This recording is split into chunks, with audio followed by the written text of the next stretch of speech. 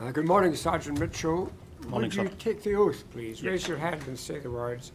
I swear by Almighty God I swear by Almighty God that I will tell the truth, that I will tell the truth, the whole truth, the whole truth, and nothing but the truth. and nothing but the truth. Miss Graham. Good morning. Morning. You're Andrew Mitchell. I am, yes. What age are you? 39. And in 2015, as I understand it, you had 8 years service. Yes. And now? Just under 16. 16. And your current role is? Uniform sergeant. Thank you. You will see right in front of you, you have a blue folder. Please feel free to open it. You will see in that a hard copy of your inquiry statement, and you should also have a copy of a statement that you gave to PERC, probably at the back. Yeah. At any time, if you want to make reference to that, you want to have a look at that, either of those documents, feel free to do so. Okay. They're at your disposal. Thank you. In addition, in front of you, you'll see a TV monitor or a screen. When I refer to maybe a particular paragraph in your statement, it'll be brought up on the screen so that everyone with screens can see what it says. And if you prefer, if you're comfortable using a screen, you can use that instead of the hard copy. Let's look first of all at PERC 00025. This is an operational statement that was prepared by you, as I understand. And if we just go down, we see your name there, Andrew Mitchell, and it was prepared on the 3rd of May 2015 at 14:35 by yourself at Glenrothes Police Station. Do you recognise that? I do, yes. And I think this is 4 pages long, and it sets out briefly your involvement with the events that we're looking at in this inquiry. Yeah. Thank you. And then I've read through your inquiry statement, and let's just look at that for a very quick moment. This is, sorry, I don't have the number here. Thank you very much. It's 00229, and it was a statement taken by the inquiry team on the 14th of November last year. Yes. And then if we look at the bottom of the last page, which is the 43rd page, I think, we will see that you have signed this on the 12th of January this year. Yes. And in fact, as you'll see on the hard copy in the blue folder, you signed every page of this statement. I did, yes. And the final paragraph, 229, it says, I believe the facts stated in this witness statement are true. I understand that this statement may form part of the evidence before the inquiry and be published on the inquiry's website. And you understand that that's the case. Absolutely, yes. Thank you. Can we go back for a moment to paragraph 6 of your inquiry statement?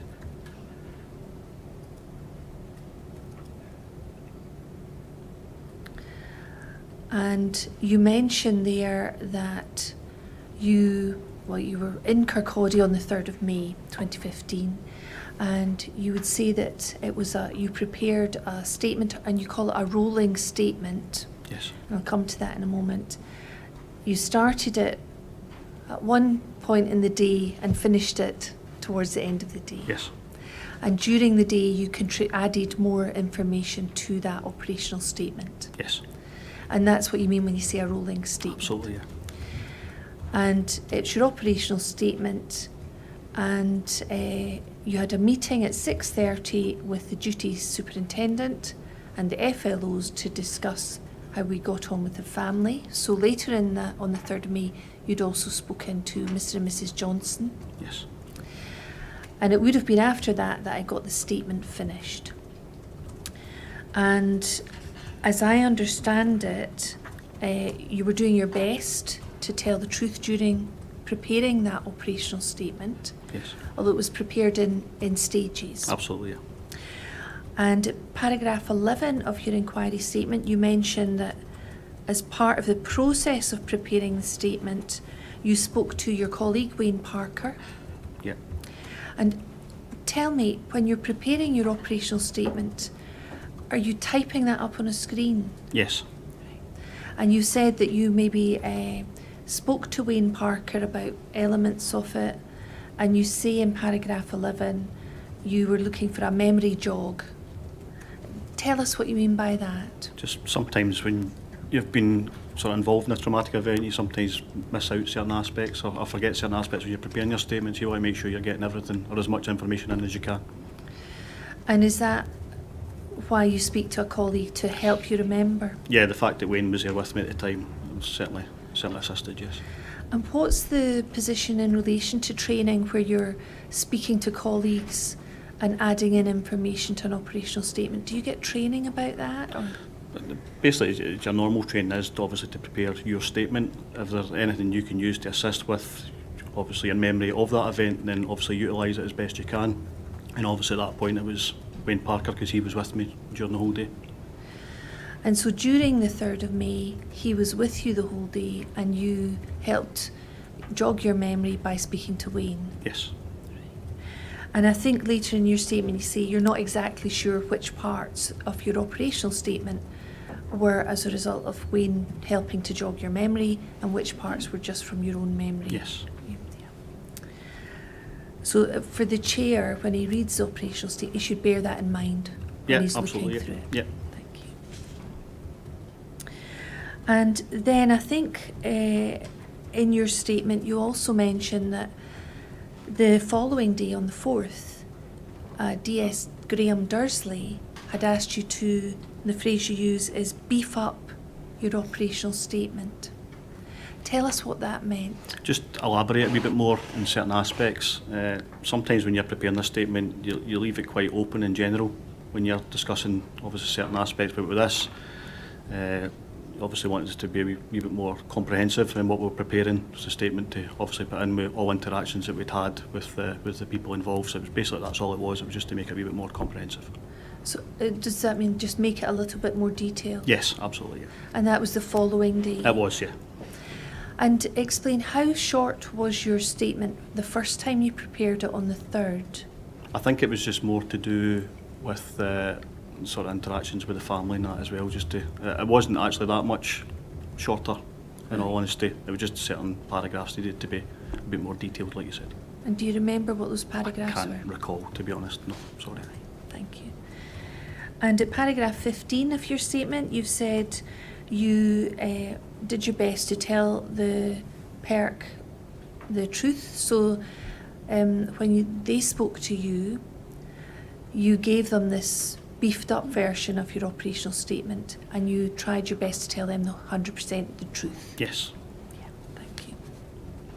So if there's any difference between your recollection now today and your statement from May 2015, have you any views on what the chair should prefer? I mean, you mentioned, you were asked about that here in paragraph 16. Yeah, probably the original statement, to be honest, because it was fresh at the time. Obviously, it's been like 7.5 years now since it occurred, unfortunately. A lot of people have said Yeah. their memory would be better then. Yes. Right, you were asked a number of questions about training, and I'd like to begin with paragraph 28 of your inquiry statement. And you say there, I've had no training in liaison with family of the deceased in deaths investigations. And does that remain the position today? Yes.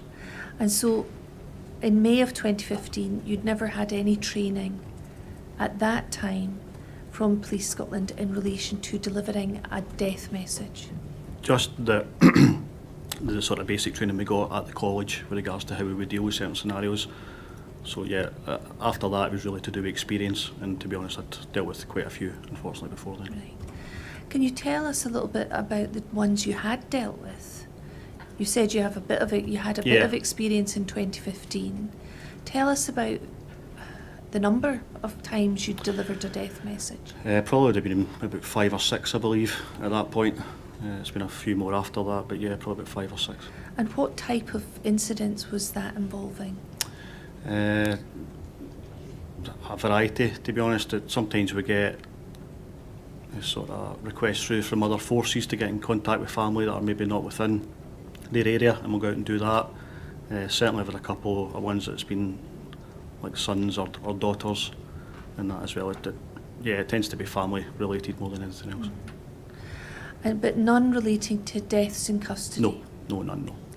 And none in relation to delivering a death message to any members of the black community? That's correct, yeah. And I think you say that in your statement. Yes, yeah. And you mention at paragraph 26 of your statement that you've got a degree in psychology. I do, yeah.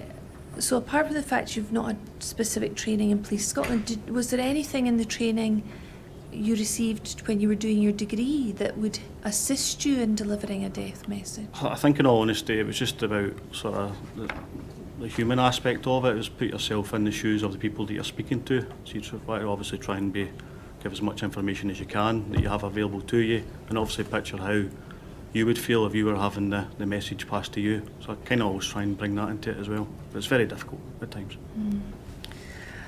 But maybe sharing as much information as you can, Yeah. and putting yourself into their shoes, so being empathetic or compassionate, something like that. Yeah, try your best to do that as much as I can, yeah.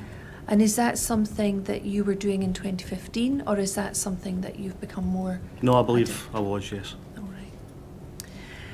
Can I ask you about paragraph 34, please?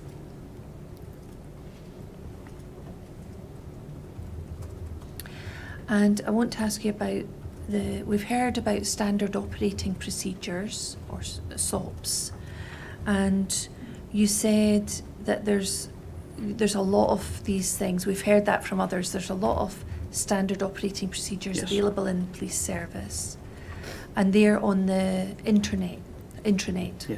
in the service. And I think you were asked about diversity training and equality and diversity, and you said there was some SOP on the internet, but you didn't remember at that time having read it. Is that right? Yeah, it was basically, I think at my stage in 2007 when I started, your first 2 weeks at the college are all to do with diversity and equality training. After that, when you start, you're obviously directed to SOPs should you require it down the line. And we've heard that there's often so many, it can be, some officers don't find it an easy task to keep up to date with those, or to have time Yeah. to read all of those. Is that something you Yeah, experienced? there is hundreds of them, to be honest, that are there for, obviously, to read if you require it. To be honest, after I actually gave the statement to you, and there's a new Moodle package just come out, it's an online training package come out on diversity, so I completed that about a week after I spoke to you, and that's just the new one that's out. So, when you say spoke to me, you mean when you after you gave your the statement, team statement, in yeah, November sorry, yeah, last yeah. year? And it's called a Moodle training package. Yes. Tell us a little about that. It's an online training platform that Police Scotland uses. They use it for a lot of different aspects of going for promotion, training, all that kind of stuff. So they'll basically put packages on there, and officers are asked to complete it, and it keeps a log of all officers that have completed it.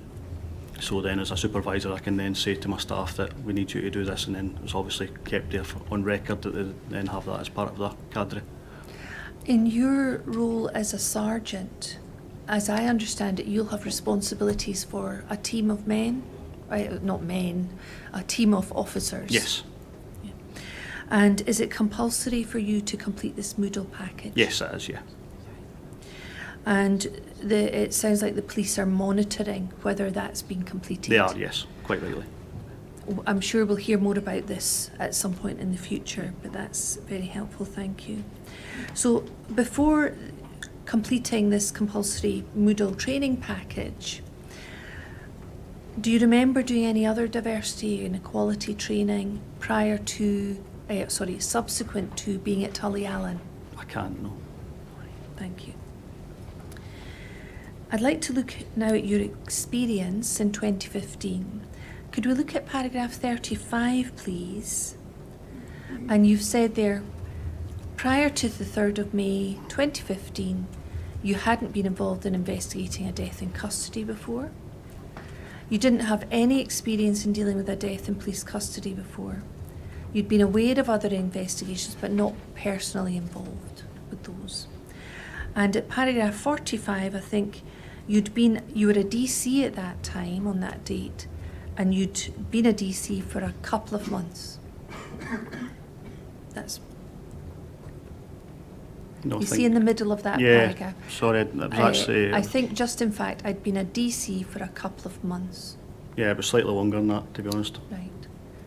Do you want to correct that? Yeah, I think, was it May 2015? So I would have been 13 months, 14 months it would have been, sorry. All right, Yeah. so that's not correct. Yeah. You'd like to change that Yes, to apologies. nearer 13. No, that's not a problem. And you weren't based in Kirkcaldy. No, Were you based in Glenrothes where you penned your statement? yes, And now I think since about 2019, as I read your statement, you have been trained as a crime scene manager. yes. But that wasn't your role in 2015. No, it wasn't. That's no. additional training you've I've undergone had since, since yes. then. Yeah.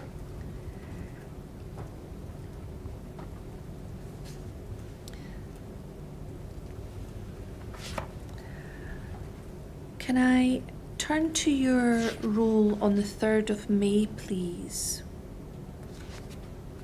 And if we look at paragraph 41, first of all, and you'll see there that you've been asked a number of questions and given an explanation about your involvement in the events of the 3rd of May. But just to summarise, as I understand it, you were asked to travel to Kirkcaldy that day by Detective Sergeant Dursley, Graham Dursley. Is that right? Yeah, that's correct, yeah. And you were asked to do that, and if we look at paragraph 52, we will see that it was about 7:40 in the morning. Yes, So you've been referred to your notebook, and you were asked by DS Dursley at 7:40 to go to Kirkcaldy. And you arrived about 8:10, according to paragraph 59. So a short journey, 8:10, attended at Kirkcaldy Police Station. Is that KPS? yes, sorry, yeah. And there you were briefed by DS Davidson. We've heard that there's a DS Samantha Davidson, was that her? That's correct, yeah. And Dursley, DS Yes. Dursley. And that was with regards to a male assaulting police who is now in cardiac arrest. So when you arrived at Kirkcaldy shortly after 8 that morning, you knew then the man was in a serious condition. Yes. And then if we can look at paragraph 56 for a moment. I think you give an explanation here about the briefing and your sort of what you understood at that time. And you said you were worried for the guy, Sheku, and hoped that he would pull through. That's correct, yeah. So you knew he was in cardiac arrest Yes. when you arrived. You didn't know who he was, so although you're calling him Sheku now, when you give your statement, at that time you didn't know No, who he was. at that time we never had a clue who he was. Yeah. At that time he was an unknown black male, and you mentioned that Kirkcaldy had a small black community. And then you say the only inkling was the call from Colette, and we've heard about Colette Bell, and that's when we got sent round to that address. Nobody knew who he was because there wasn't that many black persons who came to the attention of the police. Can I ask you, at that time, you weren't working in Kirkcaldy, but you clearly knew that it was a small black community.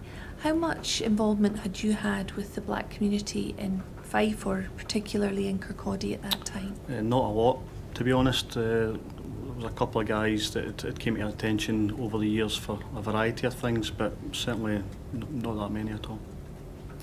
And even in connection with witnesses that you've come in contact with? Yeah, absolutely, yeah. Yeah, not that many. Not that many? No. Can you remember how many occasions you'd come into contact? I'd be guessing. And I asked a number of officers if they were doing any community outreach sort of work with the community. black community in Kirkcaldy.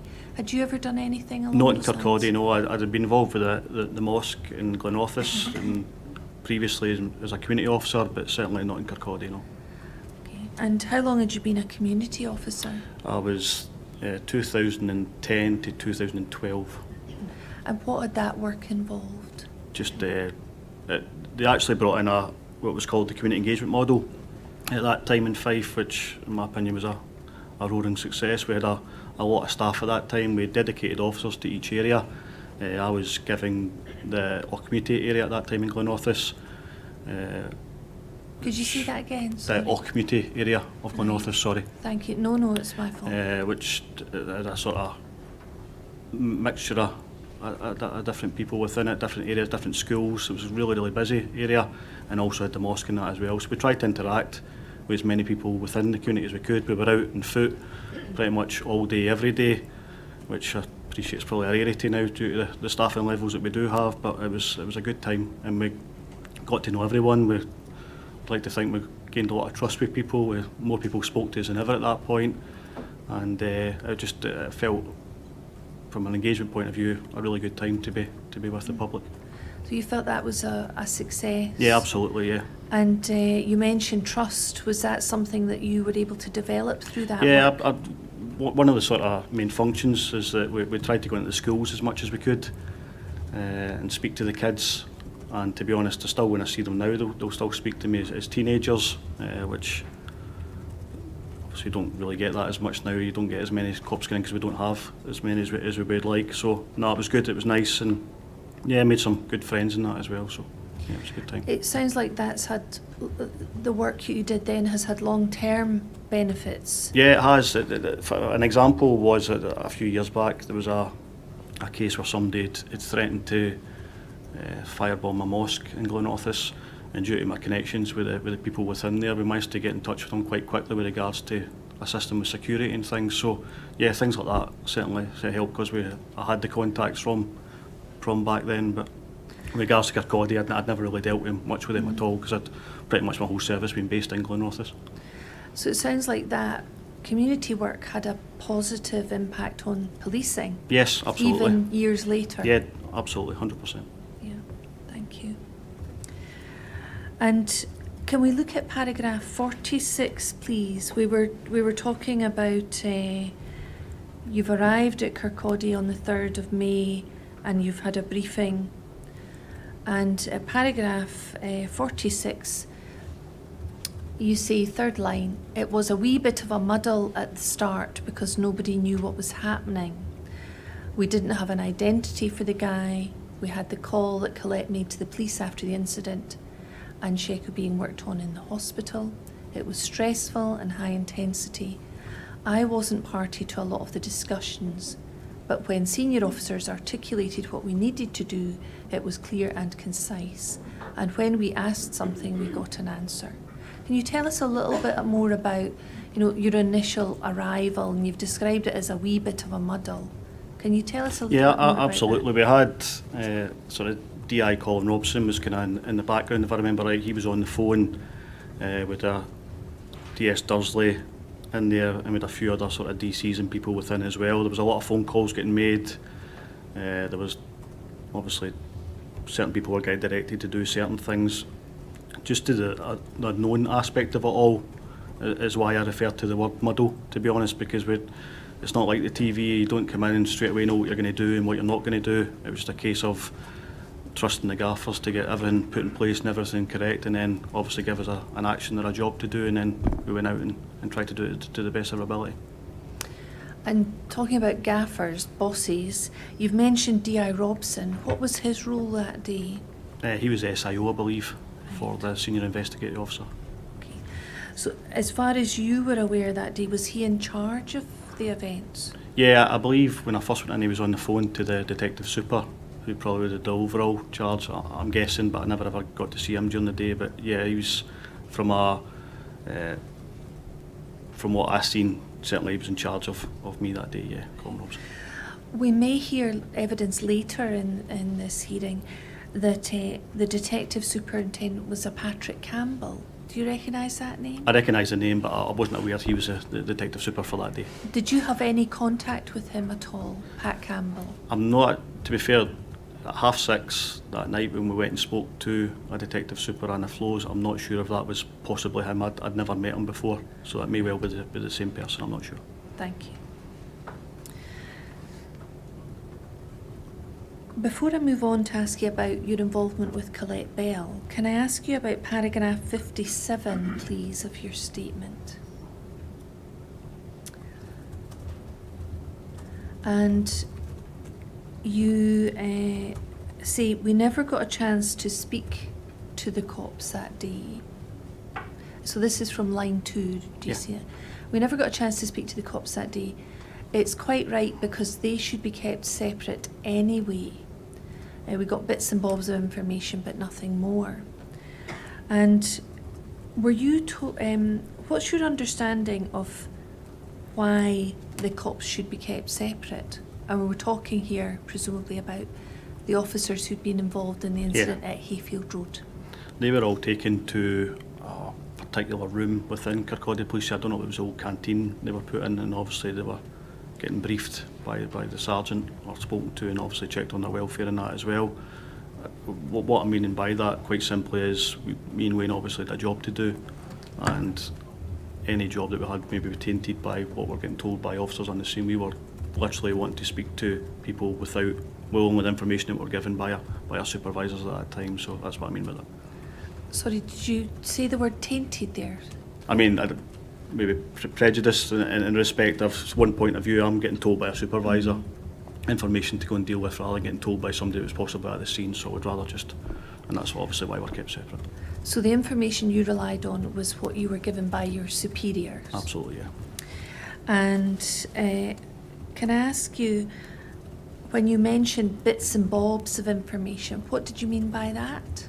There was certain things that were in through with regards to possible assaults on officers and the mention of the knife and just things like that that we'd heard, but there was obviously not a lot of clarity on that at that point. How much discussion was going on generally in Kirkcaldy Police Office that day about the events in Hayfield Road? There was obviously a lot of speculation because nobody really knew. We'd only seen what was obviously on the call card and that as well, and for what we're getting told. So yeah, there was a fair bit of a chat going back and forward. And we've heard that call cards can also be called storm cards, Yes, is that right? yeah, sorry, yeah. So if we've heard evidence about those and the entries in those, that's the sort of thing? Sorry, that's the same thing, yes. Yeah, And we heard that officers could have access to those until a point where I think an inspector may have said, close it down. Or restricted would probably be the term that we'd use. Restricted, Yeah. sorry. Yeah. So that type of information would be talked about and speculated, as you say, Yeah. on. And to go back to this comment you make in this paragraph about the officers should be kept separate anyway, explain what that means, what your understanding was. Why should they be kept separate? Just, we were pretty much told that after any sort of incident similar to that, they should be kept in a room and obviously spoken to by a supervisor to make sure they're okay. In respect that obviously they shouldn't be going back out to other jobs or that, wanted to make sure they were fine. And obviously the inquiry team and obviously the team involved should be kept separate. That's basically just what I mean by that. I mean, and maybe you can help us with this now because of your position as crime scene manager and your sergeant status. What are the benefits of keeping officers separate? Probably there's also the aspect of sort of forensic integrity as well, with regards to, I mean, we don't know who's came in contact with who, and then if the inquiry team's then going to go and speak to somebody that's possibly been involved in one of the incidents, then there would obviously be an integrity aspect in regards to doing any forensics down the line. So you want to preserve forensic integrity? Yes. And we have heard some mention of trying to avoid conferral between people who are involved in an incident. Yeah. Have you heard of that? Yeah, we would probably refer to it as contamination. Oh, right. Yeah, What would you mean by that? Basically meaning that if, for example, if we've had maybe cops have maybe lifted somebody for an assault, would have been involved in dealing with the victim. We wouldn't then want those same cops in dealing with the suspect thereafter. In just case there was obviously a transference of DNA, etc. We touched DNA, so that's another aspect of it. So it could be forensic Yes, contamination. yeah. Or in terms of communicating and does it remain discussing. between? Yeah, absolutely, yeah. So that could involve contamination of Yeah. a different sort. Yeah, absolutely. Thank you. And let's move on to your involvement with Colette Bell, if you don't mind. Paragraphs 64 to 67.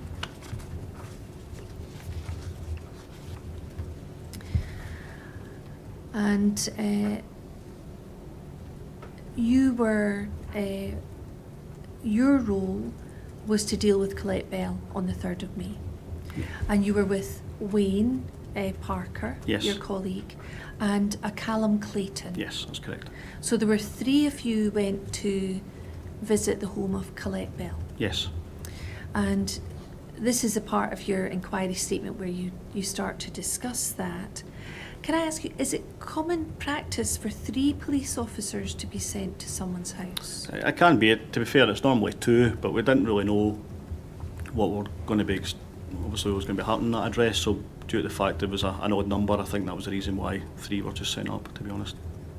There was a, sorry, say that again? There was an odd number Uh-huh. of DCs within the office, so I'm guessing that's probably the reason why 3 were sent up to the address.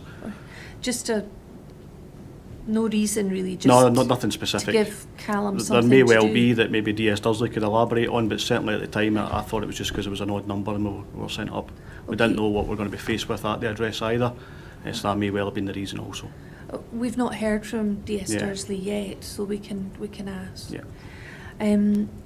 So you didn't know what you would be facing, but as I understand it, we've not heard the evidence of Colette Bell yet, but she'd phoned the police to say her partner was missing. Yes. Maybe something had happened. Yeah.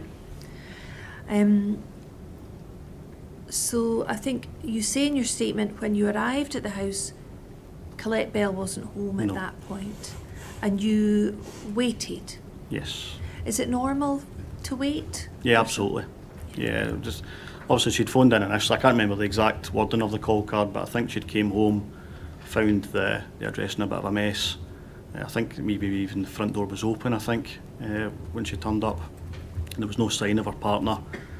So when we've arrived there, it's been locked. Well then, I can't remember if one of us maybe phoned her or we asked the control centre to give her a phone, and then she turned up quite soon after, yeah. So yeah, it was practice for us to remain there until the person arrived so we could get access to the property, and obviously we worked here as well. That's good.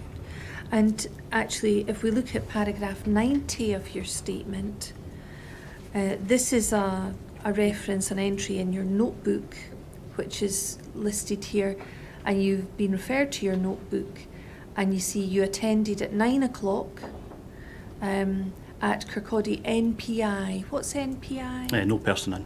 No. So that was when you arrived Initially, and yeah. Colette Bell wasn't there Yes, at that's that correct. time. And then 9:20, the householder Colette Bell returned home with a 15-week-old baby. And we may hear that she'd not long had a baby. Yeah. So she turned up with her baby And her mum was there as well. and her mum. Yeah. And we may hear that her mum was called Lorraine Bell. Yes. And then 10:30, it says seized locus, front and back door locked, and then 11, returned to Kirkcaldy Police Station with Colette Bell and her mother.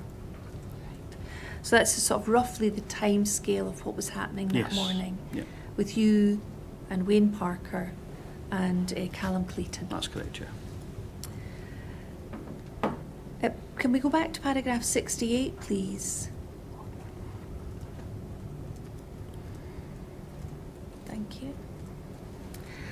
Now, after you arrived at the house and you've spoken to Colette, you say, we got in touch to say it might be linked. Callum or Wayne found the phone and keys. Colette explained that was her partner's. I noted details and Wayne went outside to speak to DS Dursley, and he was out for a wee while. I'm interested in what happens after you've had your initial discussion with Colette, and when you say we got in touch to say it might be linked, who you were getting in touch with and what you meant. I think it was Wayne. I think from the description that Colette gave us of her partner, and obviously there was a picture of either him or him and his Sheku child. Bayo. Yes, and his child as well within the living room. We thought it may well be the same person that's been involved, because obviously the locus of where the incident happened with the police obviously wasn't far from there either. So Wayne went and then contacted DS Dursley while we stayed with Colette and her mum and the child. So you mentioned the distance between the locus at Hayfield Road Yeah. and Colette's house. What was it about the photo that made you think there might be a connection? It was just, from what we were told, it was a black male, it was sort of big build, and obviously the fact that the phone and the keys were sitting there as well, there was a few things that were kind of put together. I thought, well, this may well be the same guy. The fact that there'd been a disturbance in the house as well, the door had been left open, it just was kind of saying more and more likely that this was unfortunately the same guy. And the photo itself, Yes. that would show Sheku Bayo, Yes. and he was black. Yes, it was. Yeah. And so was that another connection that made you think, I wonder if there's a link? Yeah, absolutely. So from that moment you're thinking there's a possible link here? Absolutely, yeah. Against what you've already told us, that it's a small black community in Kirkcaldy. Yeah, and the short distance it was to Locus as well. And the short distance to Locus. And then something about a mobile phone as well. Yeah.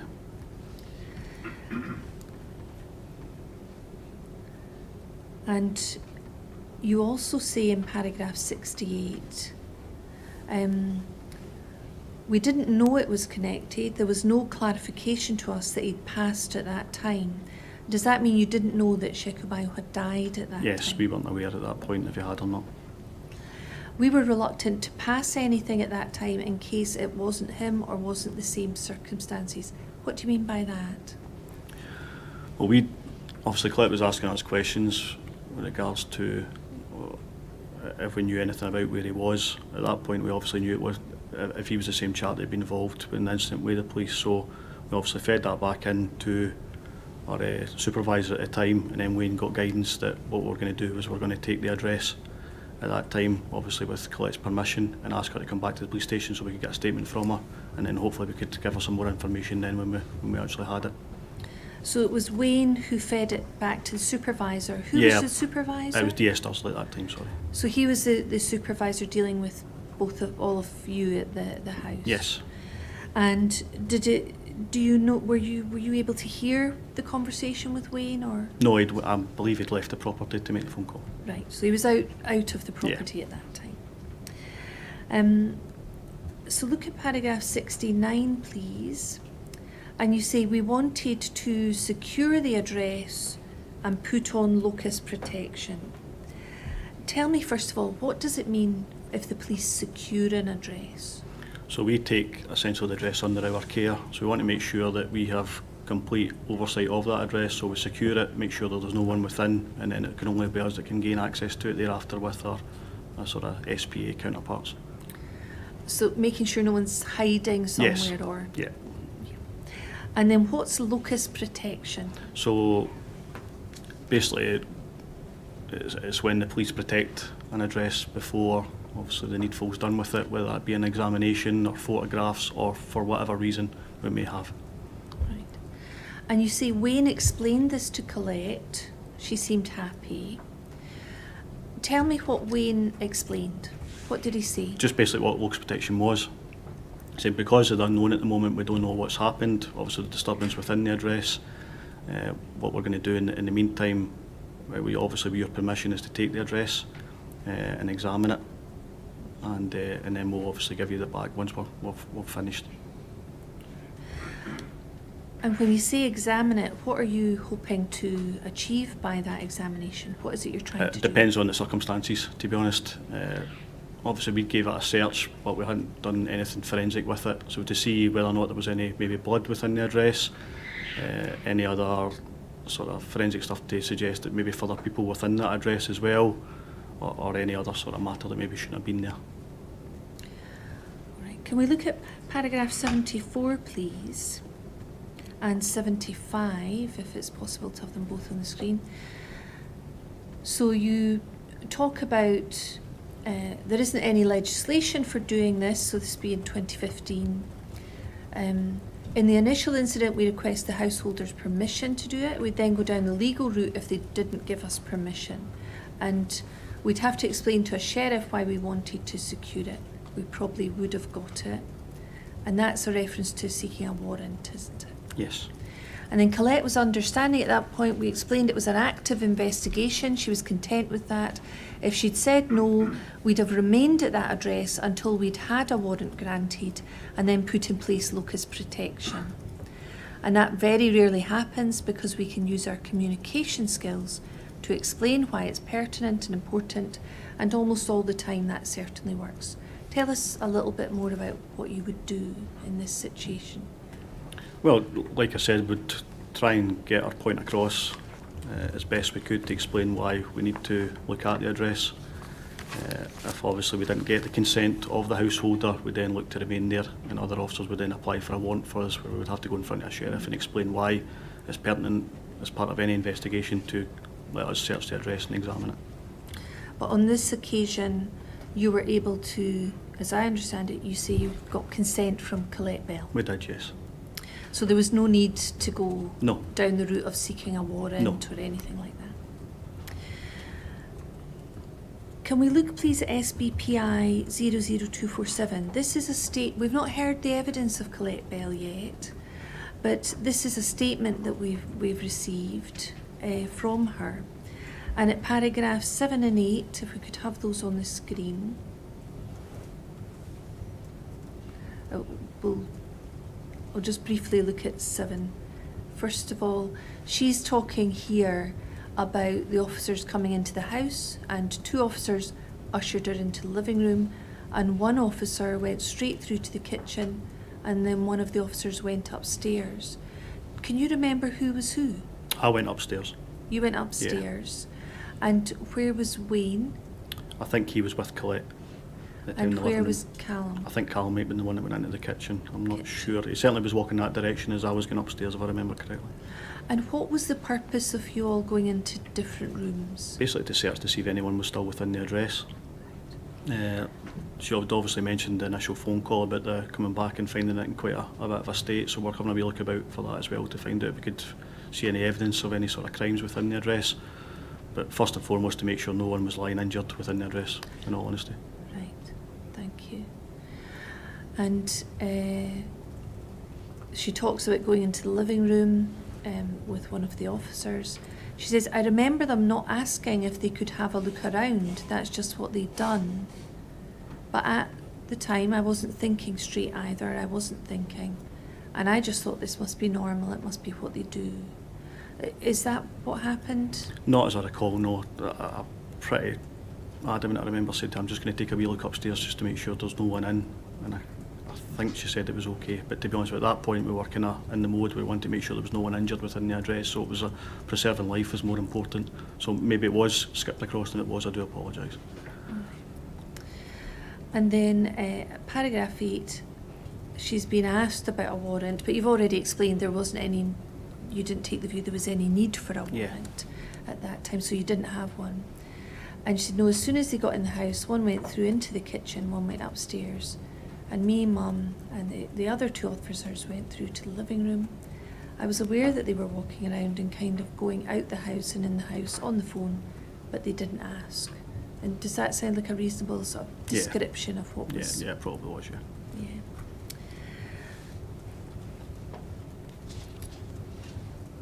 Can I ask you now about paragraph 71, please? Sorry, we'll go back to your inquiry statement, away from Colette Bell's. And paragraph 71. And you mention here something called, so this is us back, we're back at Colette Bell's address. Yeah. And you talk about them starting a locus protection book. If they did have that, then we should have signed it. If not, then that's a mistake and we should have done that.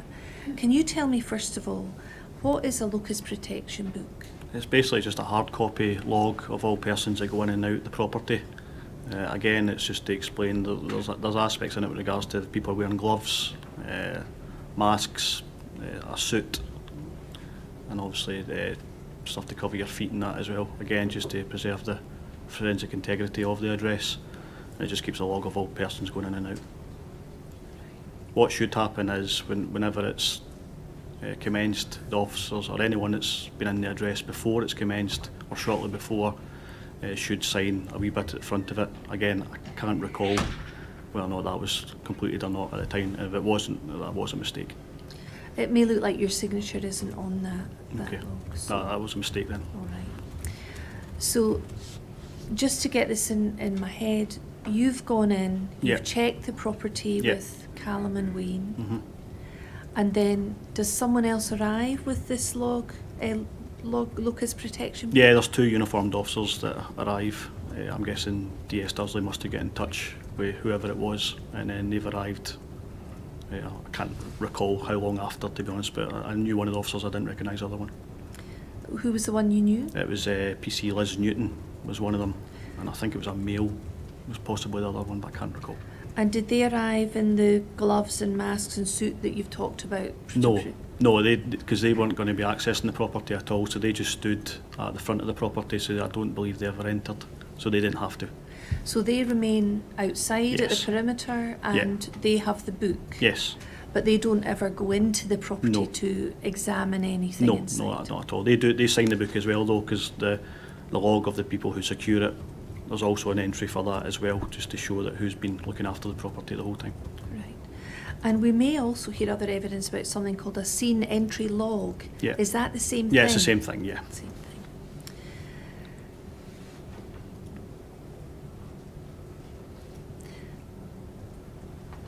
Now, I referred you to the entry from your notebook. We looked at the paragraph that mentioned that, and it said that you went to Kirkcaldy Police Office with Colette Bell about 11 o'clock in the morning. So after you'd been to her Yeah. house. When you don't need me to take you back to that paragraph, do you? No. That's fine. Where in Kirkcaldy Police Office did you take Colette Bell when you went back to the police office? We use one of the interview rooms. And can you explain why you chose to go back to Kirkcaldy instead of staying at her house? Again, it was a directive that we had from our supervisor that day, just to bring her back. I'm guessing just because they wanted the property itself secure and people out of it. Was that DS Dursley? I believe so, yeah. Again, that would probably been part of the conversation that he had with Wayne Parker. And can I ask you about paragraph 81, please?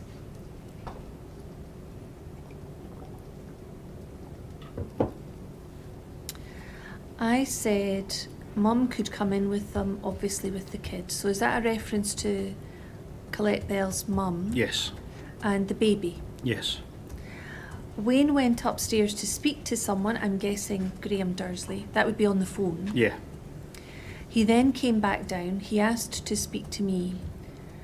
He said the man's passed away. We're not 100% it was him, but a good chance. So we needed to pass a death message to Colette. We needed to, even though we weren't 100% sure. It wasn't ideal, to be honest, but in a way we had to pass on. If we held off, it wouldn't be fair to Colette or her mum. So I just want to take a moment here and ask you some more questions about this. Okay. This is after you've taken them to Kirkcaldy Police yeah. Office, round about 11 in the morning. Yeah. And your statement says you'd said the mum could come in with Colette and the baby. Yeah. And is that into the interview room itself, The yeah. interview room Yeah. at Kirkcaldy Yeah. Police Office. And then Wayne went upstairs in the police office to speak to Graham Dursley. And did you remain with Colette and her mum and the baby? I did, yes. And was that in the interview room? Yes. And it was when Wayne came back down from speaking to Graham Dursley that he said that's the man's passed away, although we're not 100% sure it's him. Was that the first time that you found out that Sheku Bile had died? Yes, it was, yeah. Can I ask you why you took Colette Bell to an interview room with the baby and her mum instead of some other room in Kirkcaldy? It was probably sort of the biggest room we had available at that time, to be honest. Thought she'd be comfortable enough in there. Did ask a question at the time as well, but no, it seemed to be fine. Everybody seemed comfortable enough. When you say you asked the question at the time, what question did Just you? that she was comfortable when we did arrive. Right. She was okay to be there. She said yeah. Okay. Describe what the interview room looked like. I mean, is it comfortable surroundings? We see it on the telly sometimes. They look a bit bare. Yeah, well, yeah, they are a bit bare. I mean, comfortable seats. There's a table. There was enough room for her to bring in the stuff that she had for her child as well. So that's why we picked that particular room. I think you comment that she was still breastfeeding the baby, so she was. probably had a lot of things with her, did Yeah. she? Yeah, she had a few. She breastfed her child before we left the address, her home address. So that's why it took us a wee bit longer to get back to the station. So at least that had been taken care of anyway before she came down. But she still had quite a wee bit of property with her as well. Okay. Can we look again at Colette Bell's statement, please? SBPI 00247.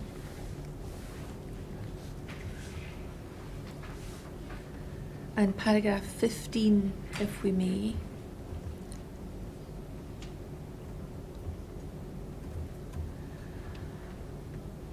And she says, we were taken into a small room. I remember when we went in, looking to the left and seeing a room full of police officers, and they were all looking at us. Do you remember where that would have been? No, not at all. No. Possibly, to be honest, we'd have had to walk past the custody office at Kirkcaldy, which, in all honesty, would have been on the right in the way down, so she may well be in reference to that, but that door would have been closed over at that time. We were taken down to the right to a small room, but I didn't really think anything of it. Once we got taken into the small room, they were saying that Mum should leave the room and that she should take the baby. And I said, no, my mum's staying. The officer had said that he should take, and I was saying, you're not taking my baby. I just want to know what's going on with Sheik. Where is he? What's happened? I remember at one point one of the officers saying about how had a sniffly nose and that I should try a Calpol plug-in, and I just thought, why are you talking to me about my son's sniffly nose? I just want to know what's happening with Sheik. Can I ask you, who was it? Do you accept that somebody said her mum should leave the room No. and take the baby? No, I don't remember that at all. You don't? I think, in all honesty, we were more than happy for her to be there from a welfare point of view. Certainly, if it would have been said, it probably would have been said at the start, but I don't recall that ever getting said at all. I think we're more than happy that she had a wee bit of support there. Do you remember if Wayne said anything along those lines? No, definitely not.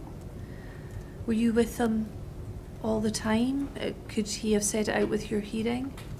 No, I was with them. To be honest, the only one that was ever left alone was me. I actually did mention the Calpol plug-in thing. That's just a recollection. I did mention that, but I can put that into context if you would like. No, that's absolutely fine. Can I stick for the moment with the issue about someone trying to take the baby, or the mum should take the baby, and Colette saying, no, my mum's staying. If you don't have any recollection of that, can you explain why Colette would say this? This is a signed statement that she sent in absolutely, yeah. to the inquiry. Can you think of any reason how this could have arisen? I have no idea. The only time that I did take the baby outside, but it was only after the death message being passed, because she was quite hysterical, quite understandably, and I said to her, would you like me to take the baby? And I took the wee man outside into the hall while Wayne was speaking to her and tried to console her. So I don't know if there's been a wee bit of a mix up with the timeline there or something. I'm not really sure, but that's the only time that there was ever any mention about the wee man leaving the room. So do you think this could have been some confusion arising in the timing, you said? Possibly, yeah. So at a later stage, when Colette was in the police station, was there a time when someone suggested to her that her mum should leave the room and take the baby with her? No, I don't recall that at all. No. No.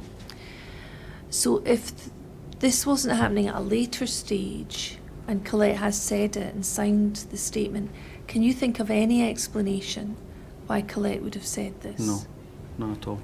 Okay. But as far as you're concerned, it's not something you said or suggested? No, because in all honesty, we were quite happy for Mum to be there. Again, sorry to repeat myself, but just from a welfare point of view, we obviously never knew what was happening at that point, and certainly after the death message being passed, we were quite anxious for her to stay, to be honest. We felt she needed that support, because obviously we had to get a statement off her thereafter, and she was there was moral support for her as well, not just a fair welfare point of view. Okay. And you remember having a conversation about the baby and the Calpol plug-in? Yeah. When you were discussing this with her, what were you trying to I was just trying to build a wee bit of rapport. It was whilst Wayne was away, the wee man and my daughter were actually pretty much the same age at the time. Had a wee bit of a rough time at that time. With Beth, she had a hell of a time with a blocked nose, and we'd found the Calpol plugins, and basically we'd used them. And the wee man was sniffing quite badly in there, and it was just to build as best a rapport as we could at the time, and until obviously to Wayne come back in, and then after that wasn't ideal. So this conversation about the Calpol was before you passed the death I message? believe so, yeah, that's how I recall it. And is building a rapport with people something that you do in your practice, in your sort of job as a We policeman? try to as best we can. It's obviously quite difficult at times, but yeah, that's certainly what we had Because at that stage. time, as I understand it, Colette was there to give as a witness. Yeah, voluntarily, possible yeah. witness. Yeah, absolutely.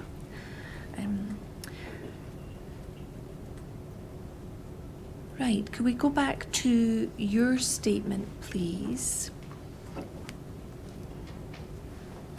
And again, to return to paragraph 81, which we were looking at a moment ago.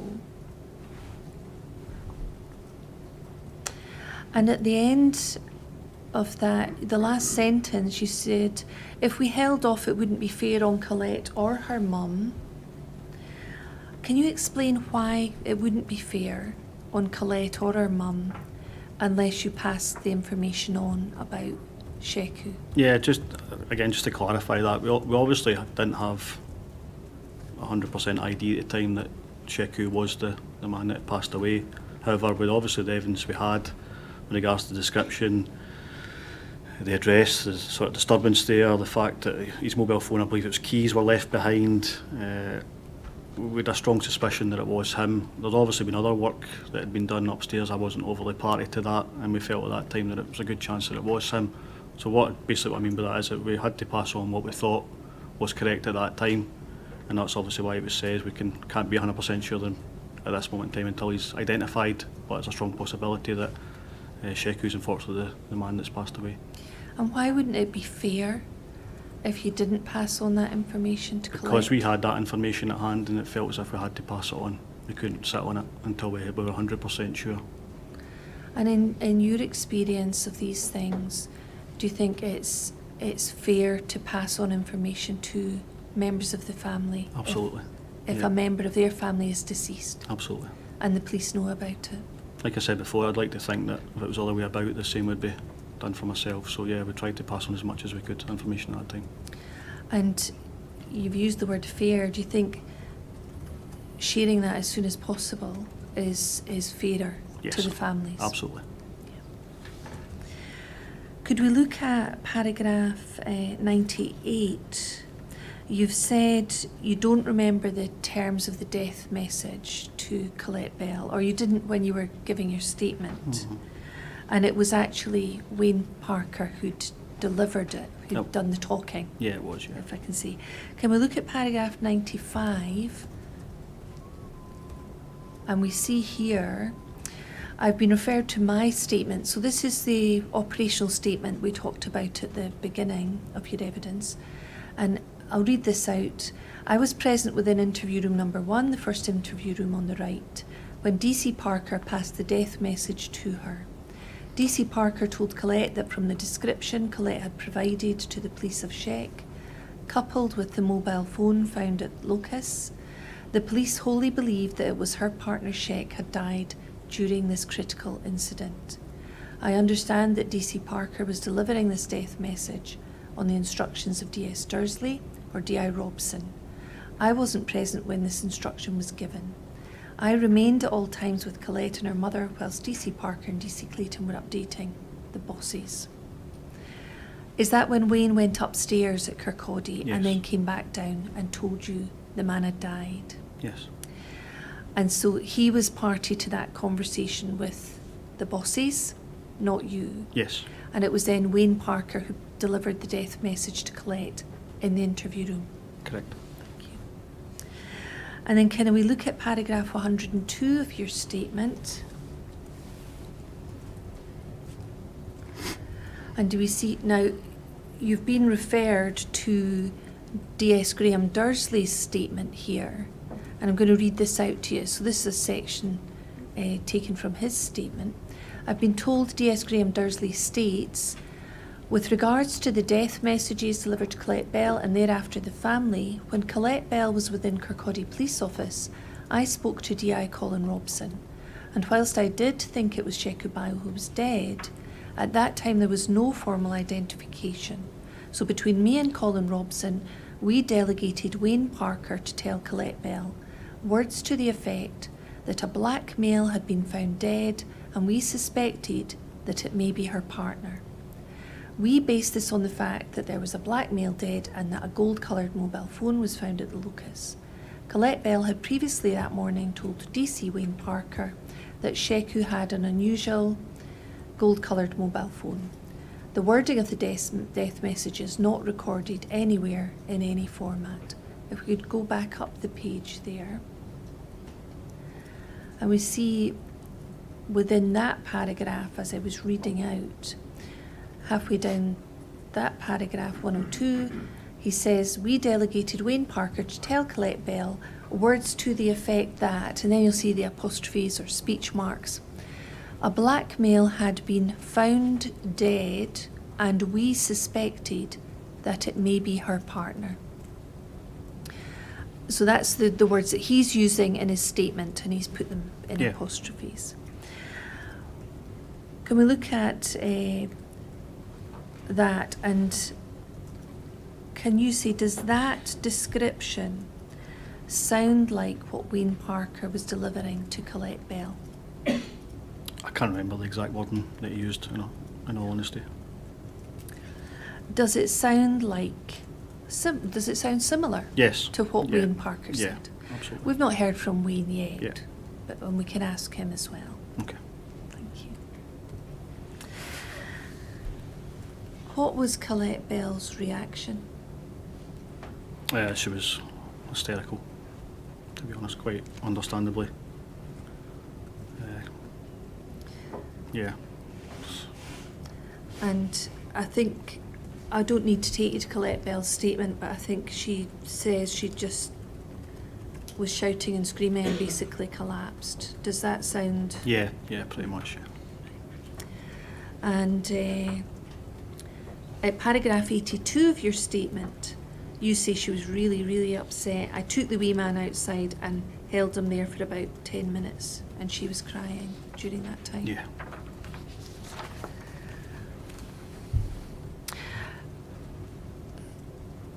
I'd like to take you to Colette Bell's statement actually now and ask you about paragraph 16 of that, please. So this is Colette Bell's statement, and I'll just ask you if you recognise what she says here. She said, the officer said, there's no easy way of saying this, I'm just going to say it. There's been a body found that matches your partner's description, and we think it's Sheck. I think I just collapsed at that point. I think I was shouting and screaming. I think I was maybe jumping up and down. I was in disbelief. I was in shock. And then I think once I calmed down a little bit and regained myself a little bit, I said, well, what's happened to him? Has he collapsed?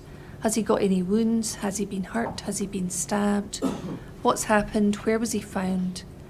They just said that a passerby had found him dead on the street. Looking at that description from Colette Bell, do you recognise what's said there? No. You don't. How does that differ from your own recollection? To be honest, with regards to her action straight after it, yeah, I pretty much witnessed it all, apart from the jumping up and down. That may well have taken place when I was outside the room, but it certainly didn't sound like it from what I heard. In regards to the questions that she asked, I can't recall that at all. She may well have asked questions during the statement, and it would certainly make sense, but again, I can't remember exactly what she asked. Is it possible that you were out of the room with the baby and these questions were asked of Wayne Parker? Yeah, possibly. But with regards to the last sentence, that certainly was never relayed to her at any point. So you don't agree with the final sentence, which is they just said that a passerby had found him dead on the street? Because like I said, the first time we were made aware that he'd passed is when we were at Kirkcaldy Police Station, and we'd already been told before that he'd been in an ambulance heading towards the hospital, so no, there'd been no reason for us to make that statement. Right.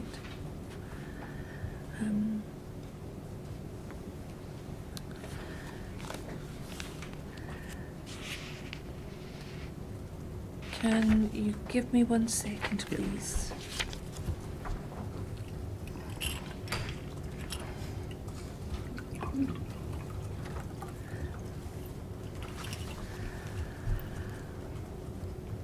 So you don't remember anything being said about him being found on the street? No, Not at all. no.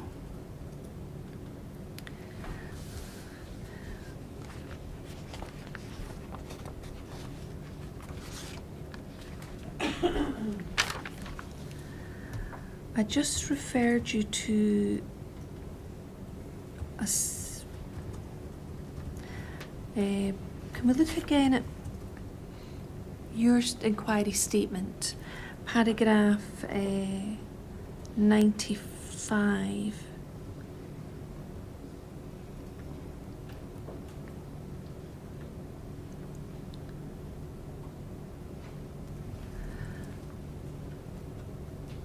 And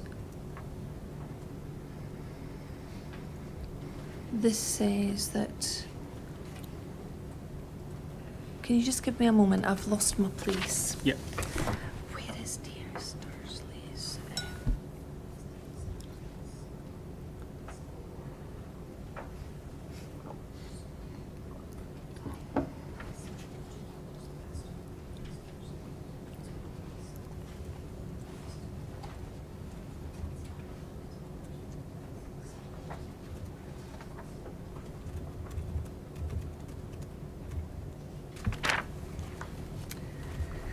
Sorry about that. I lost No, my paragraph, and there's so many of them. I just couldn't find it there for a moment. Not a problem. Can we go back again to paragraph 102 of your statement? Thank you.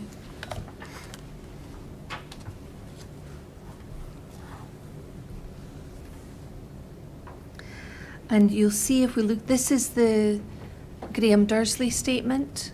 We've not heard yet from Graham Dursley, but as part of this, I asked you earlier about the words halfway down that paragraph. It's in quotation marks. A black male had been found dead, and we suspected that it may be her partner.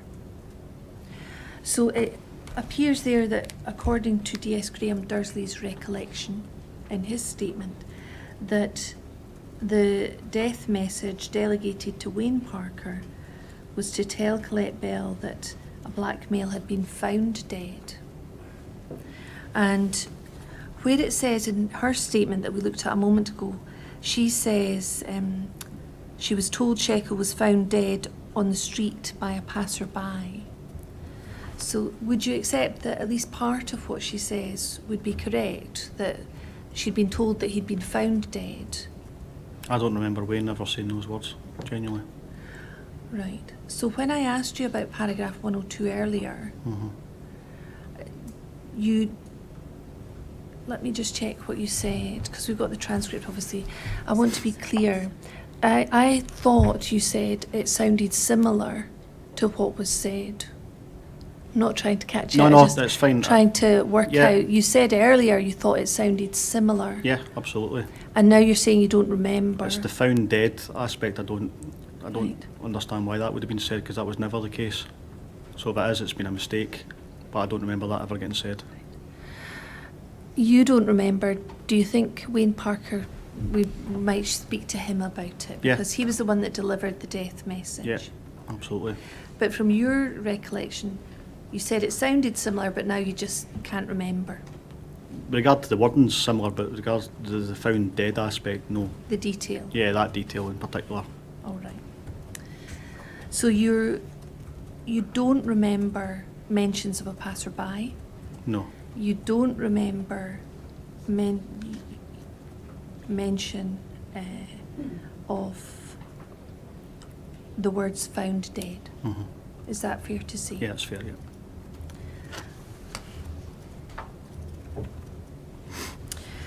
Can we go back to Colette Bell's statement, please, at paragraph 18?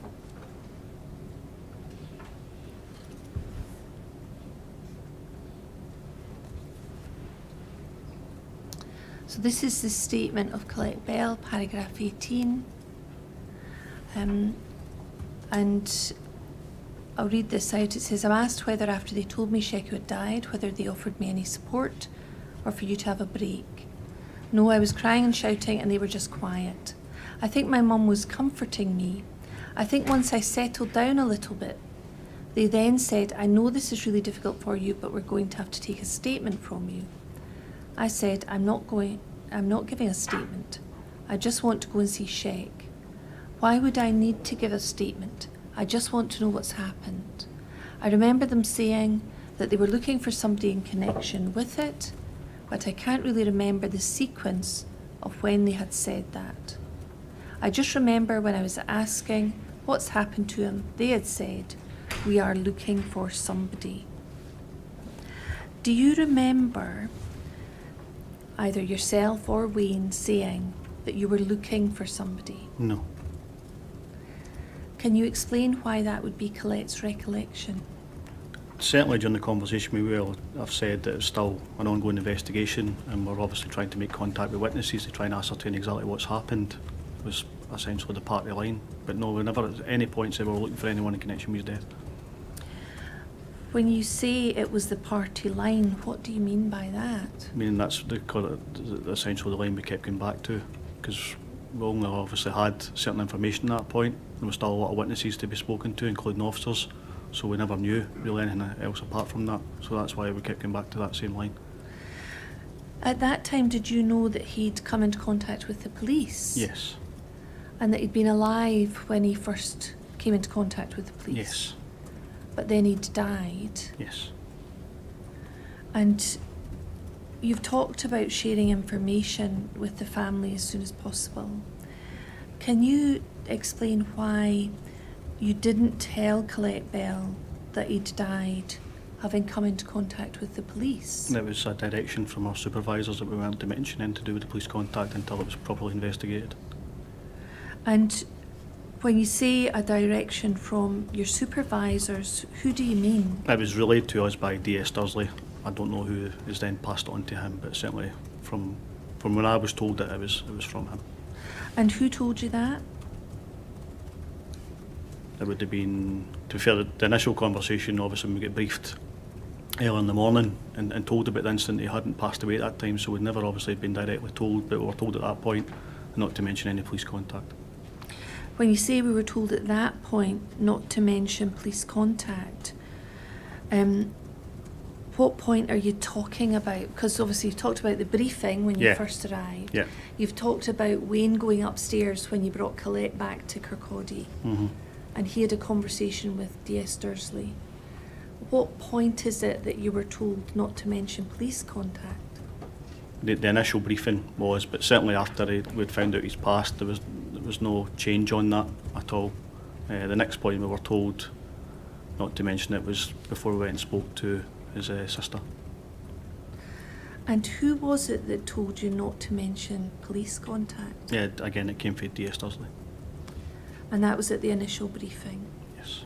What's the reason for that? I think the fact that it was still getting investigated at that point, obviously we didn't really know the fulls in and outs. So it was to, obviously, for when we did understand then, to get a clear picture later on. But what's wrong with saying he was alive and then he died, but there's been police contact? What's wrong with telling families that that is the actual truth of the matter? Yeah, to be honest, I don't know. I really don't know. that was just the decision that was made that day. Looking back now, you've talked about the importance of telling families the information Yep. and accurate information. What's the downside of saying something, hiding something from families about the fact there was police contact? You then lose the trust. And what's the impact of losing trust? Massive. Because the rapport then goes out the window, essentially. What goes out the window? So the rapport with the family then goes out the window, so it's hard then to build any sort of relationship after that for us to essentially work together to get to the bottom of it. I mean, you've talked to us today about the value of the community work you Yeah, did absolutely. and how that's got long-term effects. Yeah, 100%. And it helps police work, it Mhm. helps investigations. What do you think about a decision being taken that don't hide something, hide some truth about a situation from the families where a member of the families died? Yeah, it's not the best.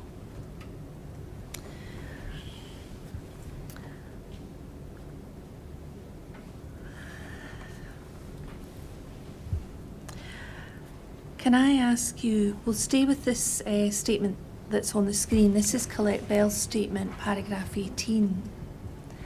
And you've described to us how upset she was. And her mum was comforting her. And she's asked a number of questions. She says, do you remember her asking questions, either of you or of Wayne or both of you, about what had happened? Yes.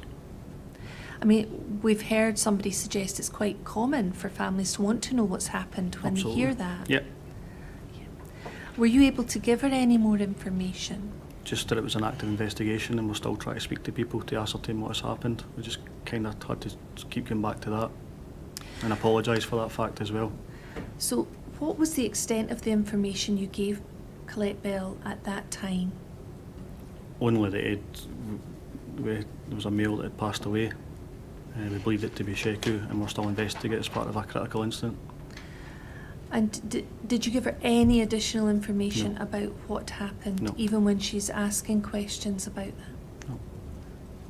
How did that make you feel? It wasn't great because, like I said, to get the report and obviously to get the statement we then required from her with regards to Sheku and his life, it was then difficult to have that trust between us. I still felt the report at that point was okay. However, obviously we weren't letting her know everything that we knew at that time. Not that it was much more, but only that obviously that it came into contact with police and obviously died thereafter. And I think later in your statement you talk about it took more than a couple of hours really for the statement to be taken. Yeah. And it was DC Parker Wayne who noted it. It was, yes.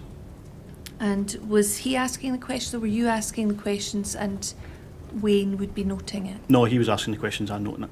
Right. And you were there to observe? Yeah, just as corroboration, yeah. And if we look at paragraph 83 and go back to your inquiry statement,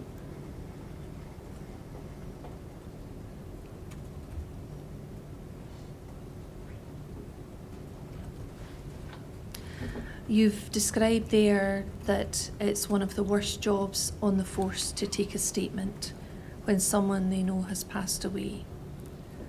And does that really sum up your feelings on the Yeah, I've always felt matter? the same way about sudden death statements, to be honest. As best practice, and essentially the SOP tells you it's best practice because it's obviously trying not to delay the sort of grieving process with the family, essentially. But yeah, it's never easy to get a statement straight after. It's not nice at all. It's a pretty rubbish part of the job. You talk about a SOP, an SOP. Yeah. Which one says take a statement straight away? Do you remember? I'm pretty sure it's in the sudden death one, if I remember correctly, yeah. Certainly always been a directive that I've had for any supervisor, so. And you say that's best practice? Yeah. And what, from your own personal experience, what is it that you think about that practice and that directive, that SOP? Feel free to be frank about this. I don't like it, however I understand it. Obviously this is quite a unique scenario, but in a sort of sudden death where someone has passed away, we have to try and create a report and get that presented to the fiscal essentially within 24 hours a lot of the time. So to obviously try and paint as best a picture as we can on the sort of the antecedent history or lifestyle or events that have happened, it's best for us to get that as quickly as we can, and then obviously present that to the Procurator Fiscal, who will then obviously make a decision thereafter whether or not they require a post-mortem or they're happy enough to issue the death certificate. Would I like that to be delayed a wee bit sometimes? Yeah, absolutely. But I suppose in a positive side, if there is such a thing, it sort of means then the family can get on with things. I know again this is a unique scenario and obviously that wasn't the case here, but normally you can just take the statement and then we then leave them contact details and then get in touch thereafter with regards to information and that. And we don't have to obviously delay that in any way because we're getting the statement straight away. But yeah, it's not something I particularly enjoy, but I do understand it. Why, you've mentioned a delay might be helpful. Why would you think that would help?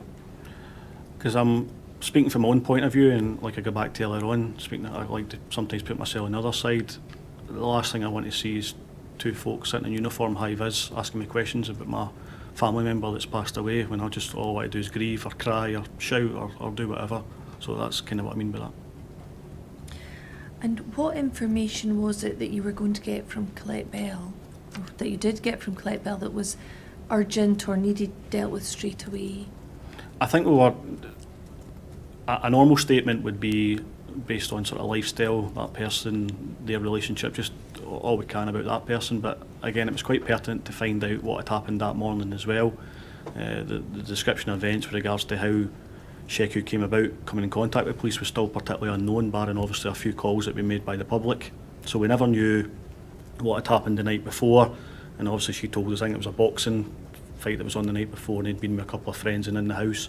So again, we never knew that until we'd spoke to Colette. So it helped us to paint a picture and then obviously feed that back up to the supervisors who were trying to put obviously an understanding of what had happened and obviously prepare their own document as well to then feed on later on about what had happened. And when you mentioned the words lifestyle and relationship, what sort of things were you interested in relation to Colette Bell and Sheku? Yeah, it's basically just to get to know him, family, brothers, sisters, mum and dad, where they grew up, children, and then it's other stuff that may affect the lifestyle with regards to like smoking, drugs, alcohol. Again, all standard questions you would ask in any sort of sudden death statement. And why would that help in relation to the investigation into his death?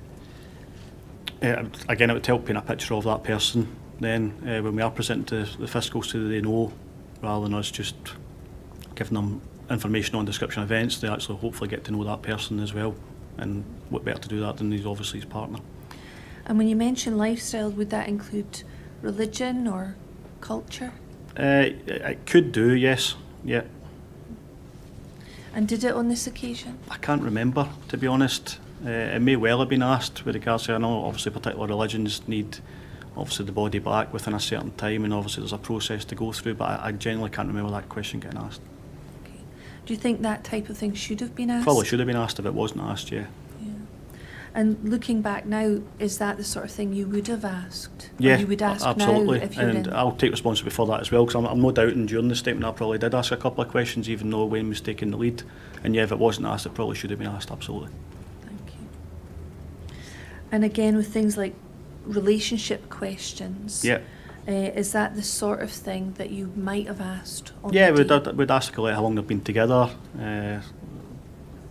Yeah, probably nothing too elaborate, to be honest. Obviously, they had a child together and just information surrounding that, but we wouldn't need overly much to put in the report that we had. Okay, thanks.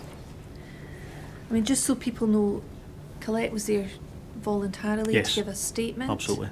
It wasn't recorded. It's No. not like she was a suspect No, or anything not at all. along those lines. No. And did you consider Colette's welfare at that time? We tried to as best we could. We did, I know she said whenever, we did ask her if she wanted to take a break. We offered a beverage and that as well if she wanted one.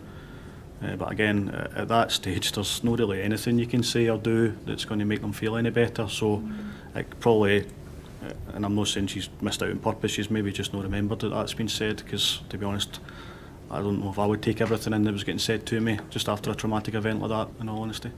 And was the baby still there and her mum still there? In the Yes, interview room? the baby was taken out, like I said before, for about 10 minutes, took him outside, just out in the corridor. Well, our mum stayed with her, and then we brought him back in when she'd sort of calmed down, because I don't know if she just needed to give him and she just sat sort of cuddling him between her and her mum for the rest of the statement. So they shared the baby between Yeah, them? but that's how I recall it, yeah. Right.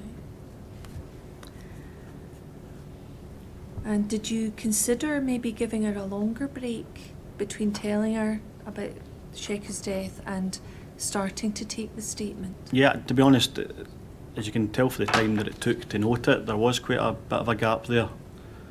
I can't remember how long, to be honest, but I don't think it took the whole 2 hours to note that statement from start to finish. I think there was a fair wee gap in between to give her a wee bit of time just to compose herself.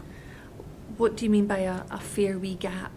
Just mean I don't think we started straight away. I don't think we just passed it on, she stopped crying, and then we started noting details. I think we then obviously tried to get, again, the rapport building with her again before we started that. Then I think it was really fair to jump back into the sort of quick fire questions. I'm going to just ask one last question and then maybe move on. Yeah. We've had a lot of other statements received from the inquiry, and a senior officer has said she would describe it as insensitive to pass a death message and then take a statement rather than just having a conversation. And she thought taking that statement in an interview room is also insensitive. From what you said today, I think you'd probably agree. Yeah. You don't like doing it No, that I don't way. like doing it at all, but again, that's what we're asked to do. She seemed happy enough, not happy, but content enough to give us a statement at the time, and so we just kind of went with it. I'm conscious of the time. Very well, we have a 20-minute break. Thank you. We'll just go.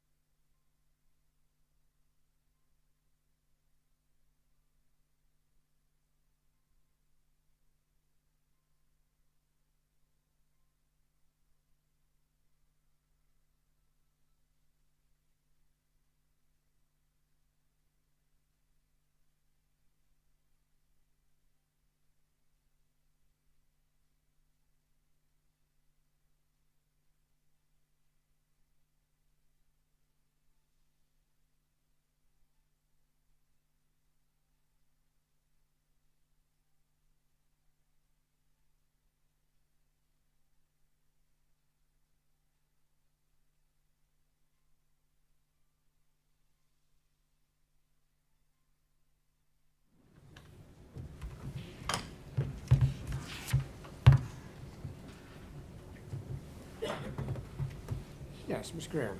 Thank you. I was asking you about Colette Bell, and I'd like to go to another paragraph in her statement to ask you for some comments on it. It's SBPI 00247, and it's paragraph 19, please.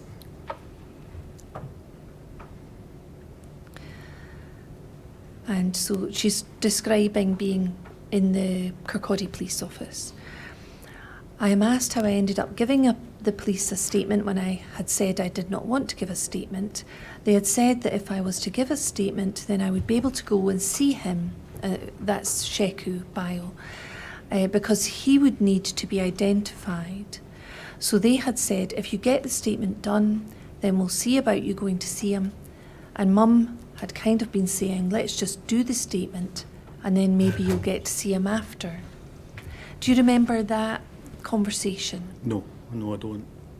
I do remember there would have been a conversation around identification of Sheku at some stage, but certainly never made it sound as if you do the statement, we'll then go thereafter, because that was obviously never going to be the case in this scenario.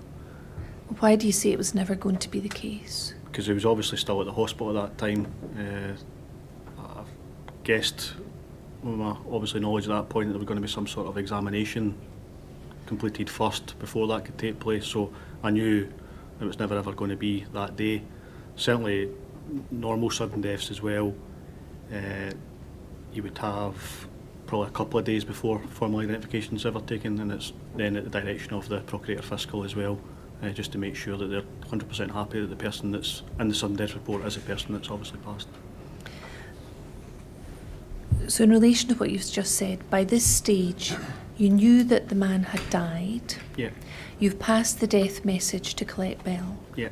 You said in the normal course of events would be an examination. Is that a post-mortem examination? Yes. Is that the sort of thing you're talking about? Yes, sorry, yeah. Or an autopsy, some people Yeah. will call it. Yeah, absolutely. And not at all. And you said, did you, that you thought that'd be a couple of days before there'd be identification? I don't think I said that at the time, because we never knew at that point how long it was going to take. I was going to say a sudden death that would normally be presented to Procurator Fiscal, it can take between 2, 3, even longer than that days, so I would hate to give a time frame for that. From your experience now, how long would it normally take for there to be a post-mortem where there's been a sudden death, unexplained, or you don't know why the person died? It really depends, and it sounds really silly to say, but the backlog that they have at the mortuary as well, and obviously what the Fiscal's dealing with at that moment in time. With regards to this one, I can imagine it being a priority, but again, I'm not sure how that part of the investigation went, so I don't even know when he was identified. And when you say a priority, what do you mean? Well, obviously we passed the death message not being 100% clear on his identity, so if I was part of that investigation from a senior level, I'd be guessing that we want to do that sooner rather than later, just to clarify that that is who we think it is. And so when you say do it sooner rather than later, you mean get identification Yes. confirmed Yes. before the post-mortem's Yes. carried out?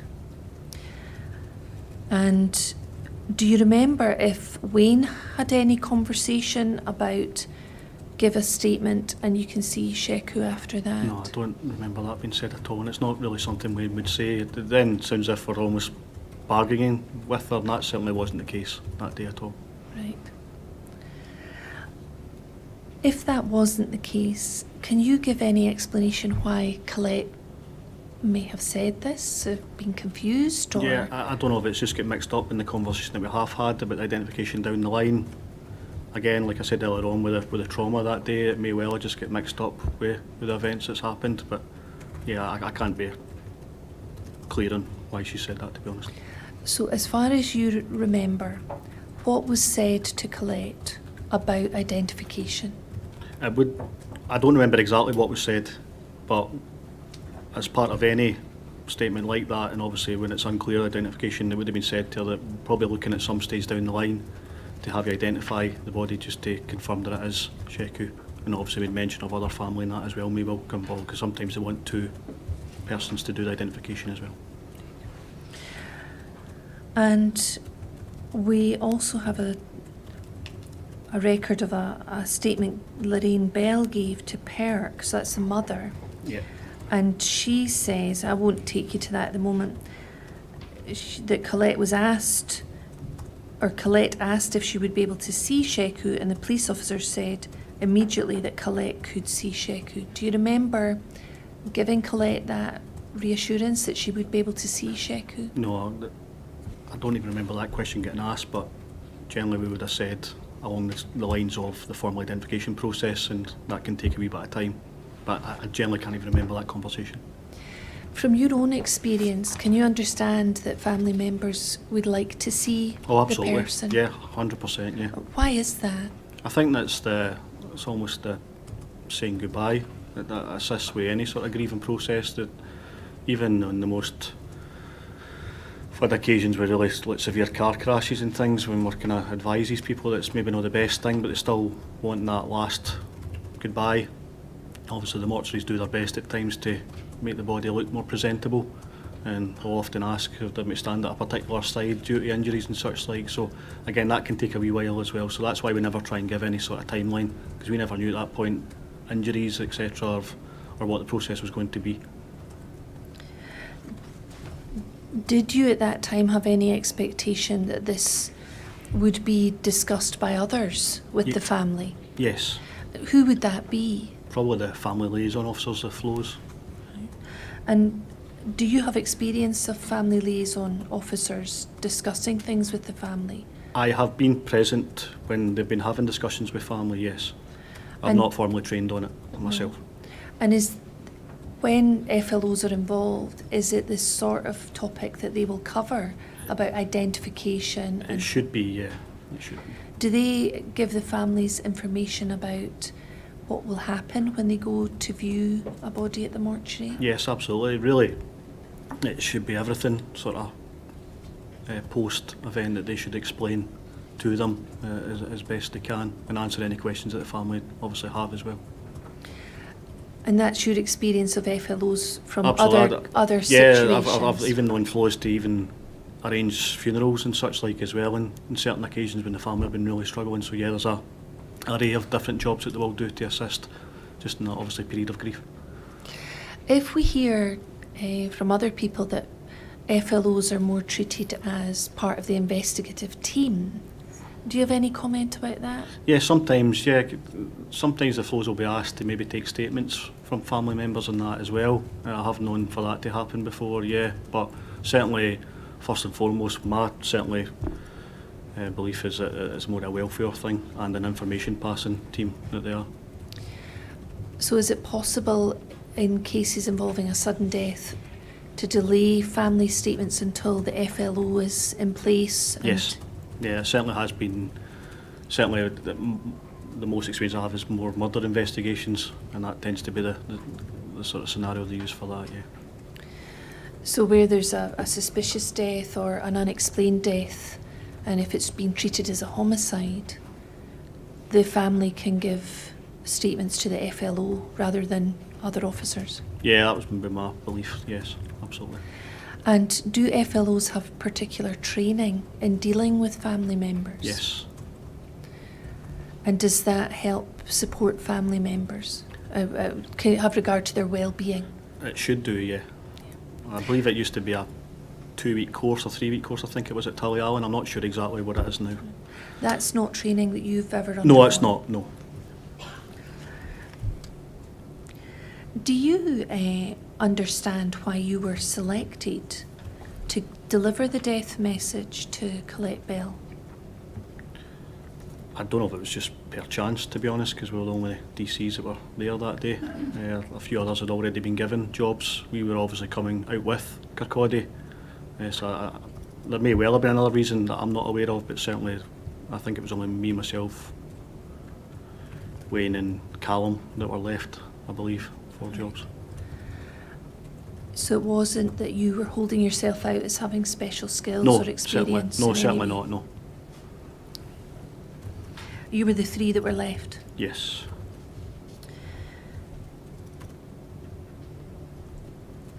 And Can I move on, please, and ask you about paragraphs 121 of your inquiry statement, please?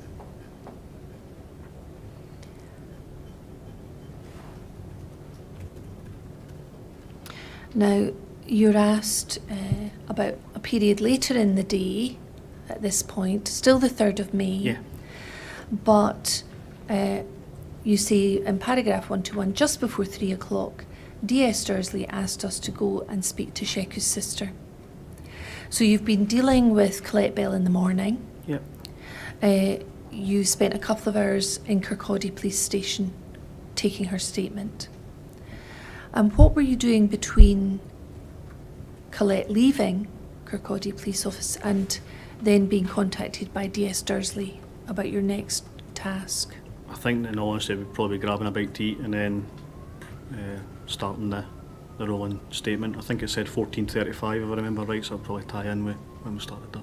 Right. So again, D.S. Dursley contacts you and still working with Wayne Parker. Yes. Has Callum, he's off doing something else now? Yeah, is he? I'm not sure what he was doing at that stage. So in the afternoon it's just you and Wayne? Yes. And he asked you to speak to Sheku's sister and her husband Addy. We heard from Caddy yesterday. Yeah. So it's Mr. and Mrs. Johnson. Okay. And as I understand it, paragraph 122, you don't remember exactly what D.S. Dursley asked you to say. You were, at that point, we were pretty convinced it was Sheku. Had you become more convinced as the afternoon went on? Certainly our supervisors had. I don't know what else had been added into the mix at that point, but yeah, they were. And who were the supervisors? Again, D.S. Dursley and D.I. Robson. And they were content with the information they got from Colette earlier, from a sudden death report. What does that mean? Content with the information they got from a sudden death report?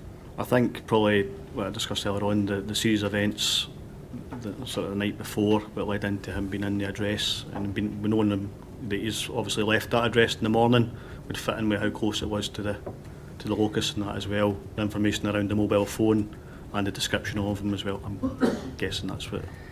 So the address, you mean Colette Yes, Bell's yeah. address? We've heard that Sheku Bio lived at that address Yes, as well with yeah. Colette. And if we can move down the page, please.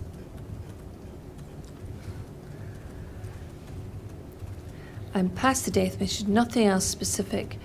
Didn't need a further statement because the one we had from Colette Bell. The thinking was more, I should say that, the FLO would do that. They would take the statements later on. That tends to be what happens. The next of kin being the sister. That's a decision above my pay grade. Could you just explain a little bit about what you're talking about in this paragraph? Yeah.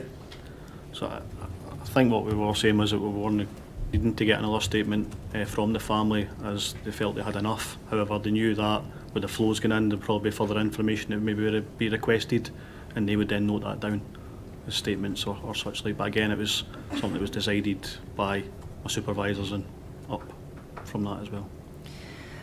And so, in relation to the other family members, it would be the FLO who would take those Yes, statements? yeah. Or that was the initial plan at that stage? That's what the thought process was at that point, yeah. So when you went to the Johnsons, you knew you weren't going to have to take statements from them? Yeah.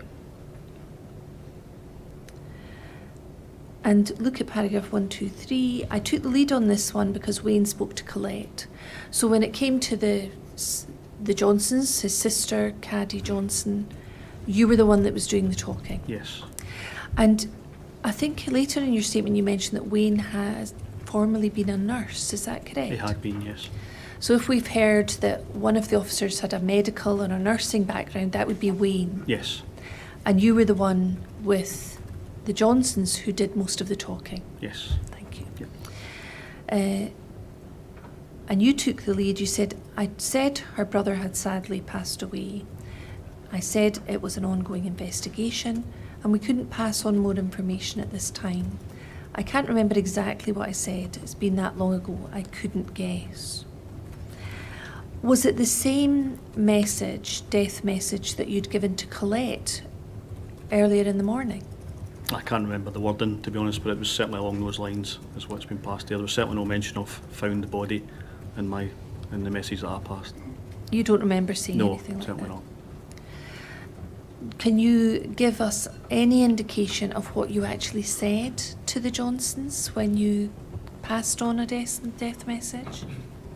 Again, it was along those lines that there was an active. He sadly passed away. There was an active investigation at the moment. We're obviously still looking to speak to further witnesses to ascertain exactly what's happened. But at this moment in time, there's nothing else I can really pass on to you. Had your instructions changed by the time you went to see the Johnsons at all? Not at that point, no. Had your superior, Dursley or Robson, suggested to you that any further information should be shared with the Johnsons than had been shared with Colette? No, because there were still conversations going on with the hierarchy at that point that we weren't quite sure exactly what was going to get passed during the day to the family, so they wanted it just to keep it the same as they had with Colette. So that was still being decided, as you say, above your pay grade? Yes. So if we look again at paragraph 102, I referred you this to this just before the break. This was a statement from DS Graham Dursley, and you'll see the death message that he delegated to Wayne Parker to tell Colette Bell halfway down this paragraph. Words to the effect that a black male had been found dead and we suspected that it may be her partner. Does that bear some resemblance to the death message that you shared with the Johnsons? No. So you changed the death message? Yes. And what had you said then, if you knew that you changed it? Just that I'd never said at any point he'd been found dead, because that certainly hadn't been. From my knowledge at that point, he obviously hadn't been found dead. He was travelled in an ambulance to the hospital, so certainly I knew that not to be true.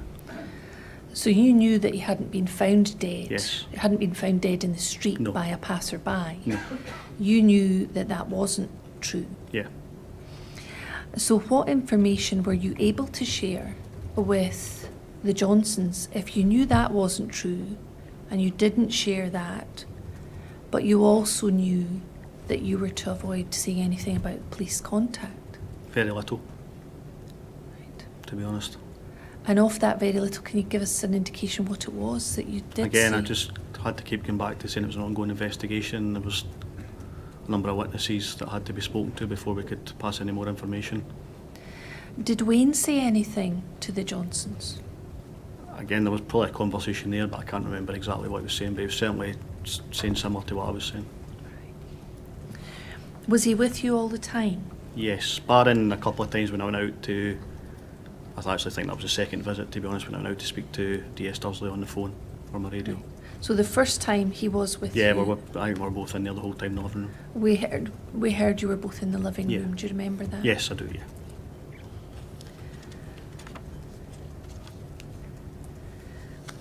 So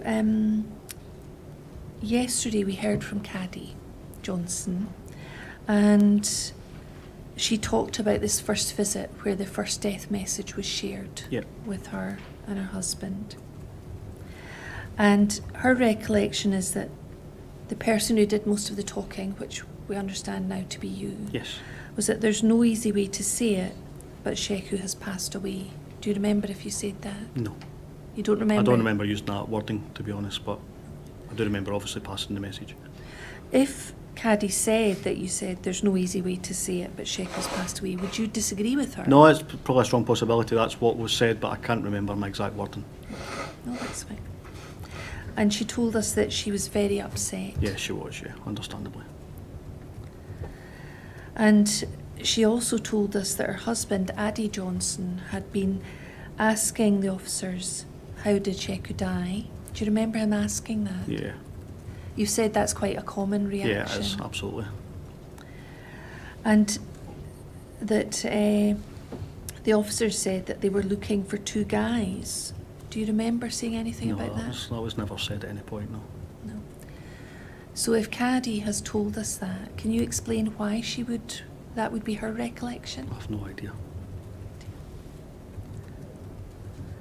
I mean, it's not correct, as I understand it, that the police were looking for two guys. No, we weren't. That's why I don't understand why it would have been said. But certainly, we made mention to witnesses needing to be spoken to, but never ever specific in any number or anyone in connection with either was mentioned. Looking for two guys doesn't sound like you're just looking for witnesses to speak to. Yeah. Yeah. I mean, it's not true that the police were looking for two guys No, in connection with the death. No, certainly not. We weren't. No. That was never the position. No, definitely not. And Caddy's evidence yesterday was to the effect that Sheku had been found lying on the road and that an ambulance had been called. Again, we see a reference here to him being found lying on the road. Yeah. Do you remember any of that being No, discussed? don't remember that being said at all. Can you think of any reason why she would have said that to us yesterday? No clue.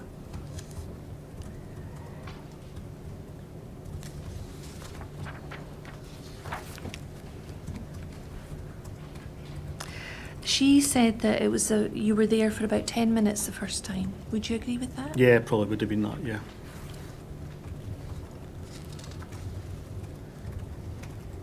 And that essentially you said, if we've got any more information, we will let you know. And that was really all that they were told. I don't remember that point if we mentioned the flow. Maybe getting in touch at that point. I can't recollect whether or not that was possibly discussed in the first visit. I know it was definitely discussed in the second visit, but I don't know if it was discussed in the first visit as well. Right. But certainly did say that we'd be in touch. Tell me about the second visit that you've mentioned. How did that come about? In what respect? So you've left the house after the first visit. Yes. And I think in your statement you talk about being in touch All right, sorry. with Okay. Kirkcaldy. Right, I understand now. Yeah, we went back. We'd obviously passed You went on the back to message. Kirkcaldy? Yeah, sorry, we went back to Kirkcaldy Police Station after we passed on the message. When we went back in, as I recall it, and I might be wrong, as I recall it, I'm sure that DS Dursley asked us to get back up to the address. He asked us to pass on that our Chief Super at that time, Gary McEwen, was looking to go up and have a meeting with the family. He would pass on some more information at that point and whether or not they were amenable to that as well. And that's what we were asked to do the second time. And can we look at paragraph 130 of your statement, please?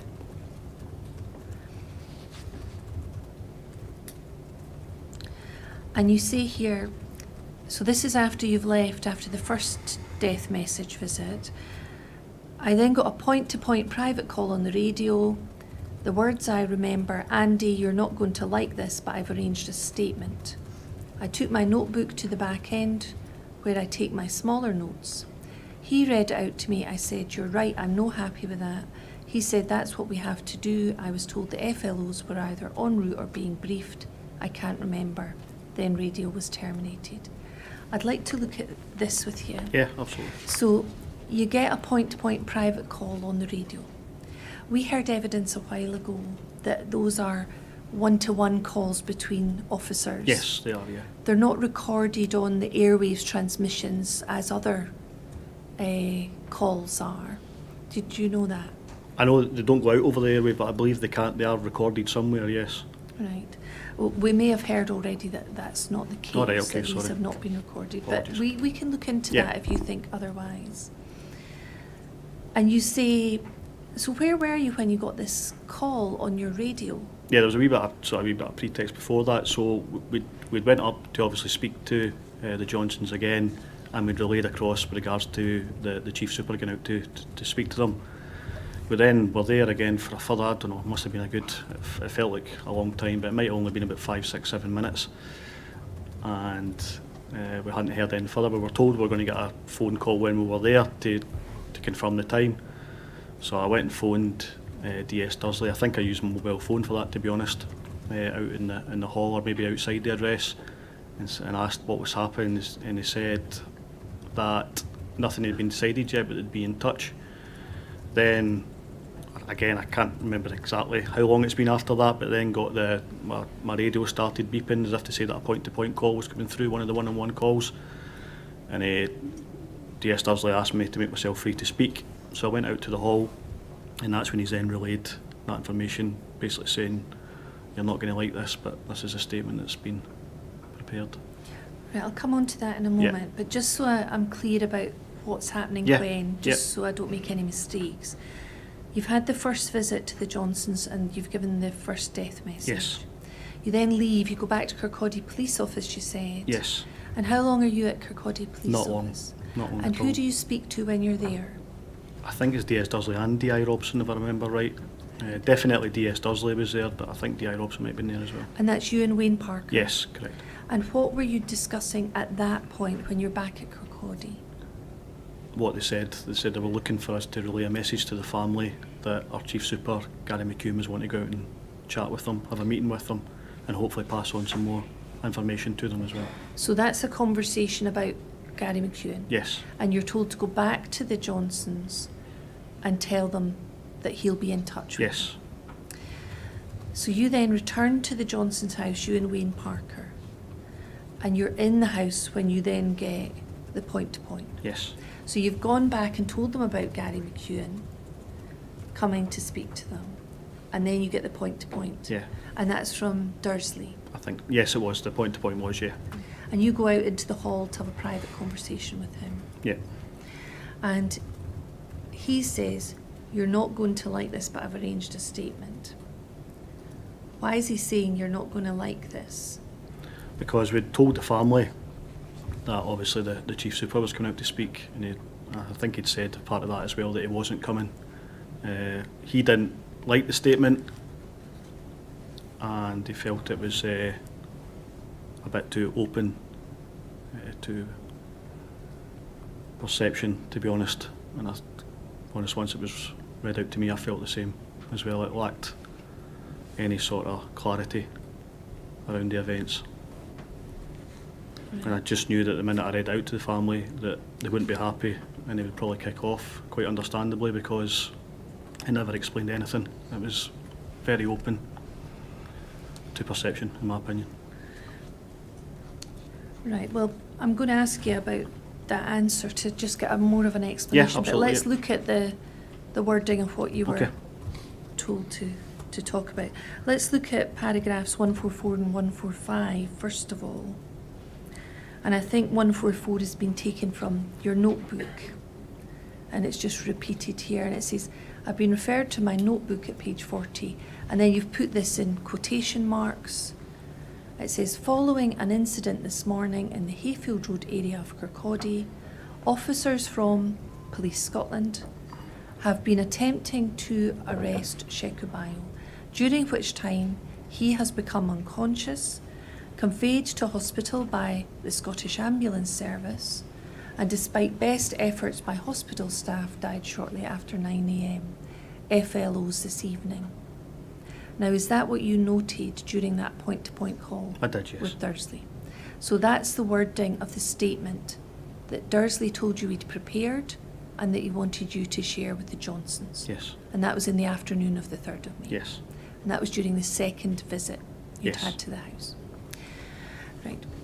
So the wording has changed. Would you say that's changed quite significantly from what you said originally? yes, yeah, So more information to be shared with the family. And this was to be shared prior to Gary McEwen turning up at the house? yes. You still didn't know when that was going to happen? No, I'm trying to remember whether or not that was, he said he wasn't coming, and that was why we had to read out this statement. I can't remember exactly what was said, to be honest. We heard yesterday from Caddy that she had been told he was maybe in a meeting at some point. Yeah, Do you have any recollection of can't that? recall the discussion after that, to be honest. I only said that I don't think he was coming. Okay.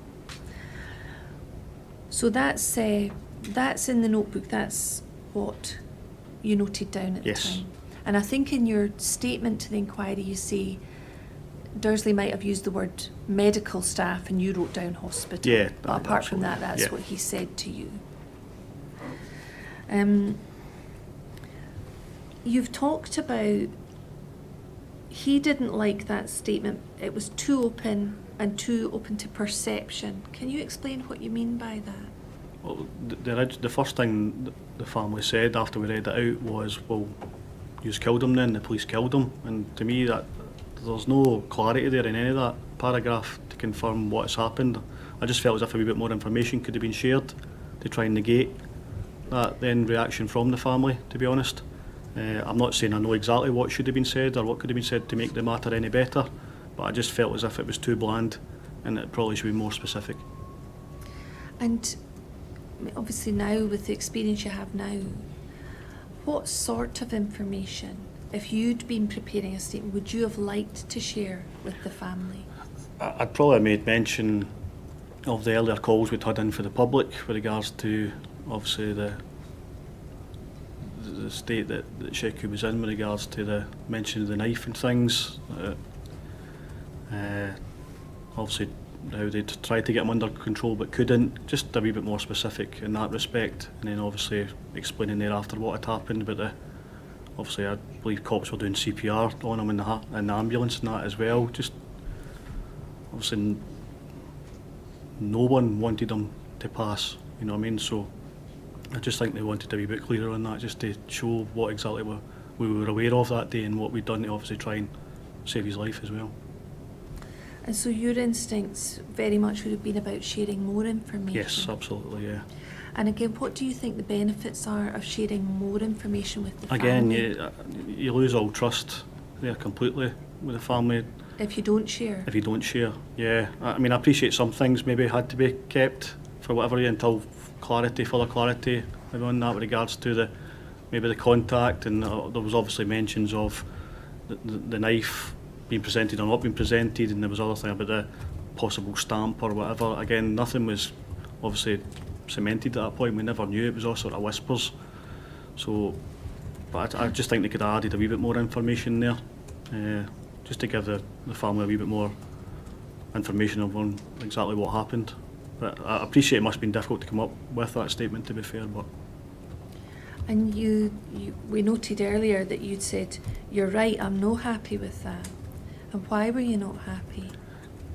certainly for the discussion that we'd had at Kirkcaldy Police Station, I believed that the Chief Superintendent was coming up to speak with the family and could have passed on that information, but obviously probably in more detail. The fact that then we were up there to then deliver that, I knew what the reaction was going to be, and I can understand why the family reacted the way they did. I was experienced enough to know that the family were never going to be happy with that statement getting read, and then us unable to add any further information to it as well. I left too many unanswered questions, that statement in my opinion. And you've said you understand why the family reacted as they did. Absolutely. Why do you say that? Because, like I said, there was, from the back of that, there's so many questions that could be asked that we couldn't answer at that point in time. And certainly it felt as if we were just essentially a dartboard at that point. And again, I can't blame the family for that, because I can understand why they were upset. At the end of the day, they'd lost a brother or a brother-in-law, and then they're getting given essentially a bland statement like that when we should have been given more information. Again, in my opinion, I may well be wrong. And you feel you were a dartboard. What do you mean by that? We were then hoping to direct hits after that. In all honesty, we couldn't answer any questions because we never really knew. And from what you said earlier, am I right in thinking you're saying that you thought it'd be more appropriate for Gary McEwen to be delivering a second message? Not necessarily himself. I mean, the only thing that kind of annoyed me a wee bit was the fact that we'd already told the family that he was coming to pass on more information. We then went back again to essentially say, no, I'm giving this information now. So again, we're breaking another element of trust there, because, like I say, it's almost impossible to build up a rapport with a family when you're passing messages on like that. But to then essentially then go and, I'm not saying lie, but then change the goalposts a wee bit, it's difficult, very, very difficult. You say not saying lie. How did you feel about the whole situation? Well, to be honest, I mean, what's said there has happened. However, it's just a small snippet of the story of what happened that morning, and I just felt as if we could have, and I'm sorry to keep repeating myself, but I just feel as if we could have gave a wee bit more. And I'm not truly sure what we could have said, but I do think there's been further information could have been added there, or it could have been delivered maybe somebody from above my level as well, and might added a wee bit more credence to it as well, especially after we'd essentially promised the family that our essential leader of Fife was coming out to speak to them. So again, I don't know where that decision was made thereafter, that wasn't happening, and again I can only apologise that that never happened later on, but certainly that's, yeah, it's difficult, really difficult. So you think that giving more complete information would have helped with that relationship with the family? Yes, yeah, I do. And you've talked a lot about trust and building rapport. Do you think that would have helped with the family? I think so. I'm not saying we would have had a great relationship after that, but I think it would have been a good starter to try and build a better rapport and then continue on from there, and we could feed them in more information as we got it as well from the investigation as it was carried out. But And that would have been your preference based on your own experience? yes, yeah. Yeah. Did you have concerns that the family weren't being told the whole truth? I wouldn't say the whole truth. I just feel as if more information could have been passed. I mean, I appreciate that point in time, because obviously the people that are passing me this information aren't the cops that have been out to the initial event as well, and obviously there was witnesses, public witnesses who'd seen part of it as well. All that hadn't been looked at yet, CCTV hadn't been looked at yet, witnesses hadn't really been spoken to yet. We only had snippets of information, so I wouldn't say what they got there was the truth. I mean, that's pretty much broken down in a nutshell, that's what happened, but like again, not to repeat myself, I feel as if more probably could have been given to add clarity around what was going to be happening next as well. You know, all we were pretty much told to say was that the flows, that's why I put that, flows this evening, that was just an abbreviation. The rest of it was obviously verbatim that was read out, but the flows is just in relation to, I was asked to tell them that the flows would be making contact with them this evening, and again we'd be passing on further information to them. So part of your concern was that this was just too brief Yes, an explanation. absolutely. Do you think this had the potential to be misleading in some way about what had actually happened? No, like I said, what's happened is pretty much what's happened there, but I just felt it could have been expanded upon. Okay.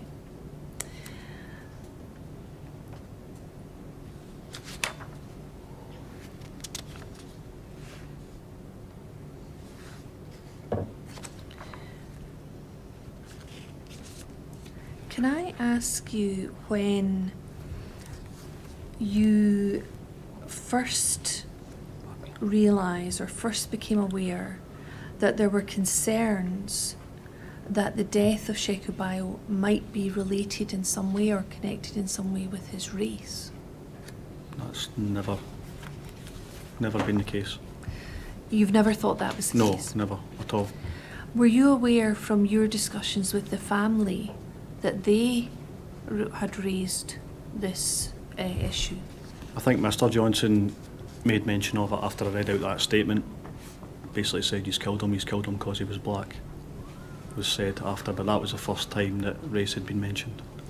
First time that it had been mentioned in By your yeah, hearing. by anyone, as I remember correctly, yeah. Had Dursley or Robson or anyone else mentioned it in Kirkcaldy Police Office with you? No, not at all. Were you aware that of the content of the storm cards or some of the conversations, the phone calls to the police, the 999 calls had mentioned that it was a black man involved? As part of the briefing, it was mentioned, yes. That's when you first arrived? Yes, yeah. I can't remember exactly what was said. I hadn't actually even seen the call card before I came down, but certainly that, as part of the briefing, that was read out, yeah, part of it. And you've talked today about people talking about and speculating about what happened. You've talked about whispers. Were there any whispers that you were aware of or speculation about whether this was race related? Definitely not, no. No one was mentioning No, that to you? not at all. So the first mention was Addy Johnson when he said you killed him because he was black. Yeah. And I think we see that, just for completeness, at paragraph 133. Did you mention, obviously you've talked about being in communication with Graham Dursley. Did you mention to Dursley that this had been raised by Addie Johnson? Yes. When did you do that? When we got back to the police station after that. That was after the second visit? After the second visit, yes. And tell us about that conversation with Dursley. To be honest, I looked quite shocked, to be fair, when I told him. Where were you when you had this conversation? In the CID office at Kirkcaldy. Sorry. Maybe let's look at paragraph 138. So you mentioned being in the CID office. We were shell-shocked at this point. Why were you shell-shocked? What do you mean? You say we were shell-shocked at this point. I think it just certainly hadn't went through my mind at any point that it was even a reason, and just when that was brought up, it just kind of, it was a wee bit shocking, to be honest. Dramatic. Yeah, it'd been a pretty traumatic day anyway for all involved, but then for that to be given as some sort of reason for him passing away was, it wasn't nice. So when Addie Johnson mentioned that to you, made that suggestion, that was something that you found caused you to feel? Yeah, I didn't like it, to be honest. Yeah. And why was it that you didn't like it? It's just something I've never really came across at all in the police. I don't like it anyway. I mean, we deal with it regularly with members of the public and such like, but it's certainly not anything that ever occurs within our offices or anything like that. We're there to deal with it and obviously penalise these people that make these comments or do things that are race related like that. But certainly for him to then come out and say that the police were responsible and that was the reason was a wee bit hurtful, to be honest. But again, it was difficult then to be hard on the family because I knew they were hurting in their own respects. They've lost a brother, lost a brother-in-law, so I knew not to take it personally, but that wasn't nice. And you're talking about allegations about the motivation of things being race-related. Yeah, sorry, explain that a lot better than I do. Yeah. No, I don't. And you mentioned D.S. Dursley and D.I. Robson. Were they both there in the CID room? Yeah, they must have been, to be fair. Yeah. And you say, I think I probably told them the comment of what Addie said just to show them how upset they were. That mindset was resonating with the rest of the family as well. That was the comment, that's when he's been killed then because he was black. Yeah. So it wasn't just a comment from Addie Johnson. Did you get the impression that the family were concerned? Well, certainly no one at that point in the room was disagreeing with them, so that's why I kind of felt that then it may well be resonating with the rest of the family as well. Again, it was only a sort of guess at that point that everybody else was feeling that because no one questioned them or argued with them. And that was the response of the family after the second death message? Yes. And to what extent do you think that second death message created or gave rise to this feeling that the family had?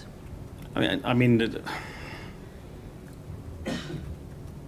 because of the lack of information, it didn't sound great with regards to the police contact. However, there's certainly nothing in that statement to give reason for that comment that Mr. Johnson made, in my opinion. So the statement didn't say that was the reason? Yes. But that was the family's initial reaction? It was Mr. Johnson's. I can't speak for the rest of the family. But they didn't disagree with No, him? they didn't disagree at the time, no. Yeah. Can I ask you about, you've talked in your statement later, let's look at paragraph 225 about issues to do with race. 225 to 227.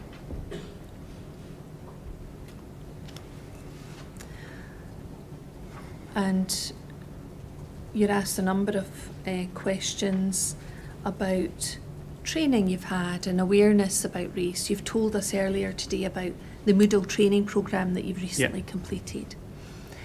You say that 225, race played no part whatsoever in my actions on the day. There was nothing about Sheku Bayo's family that was different than what I was used to.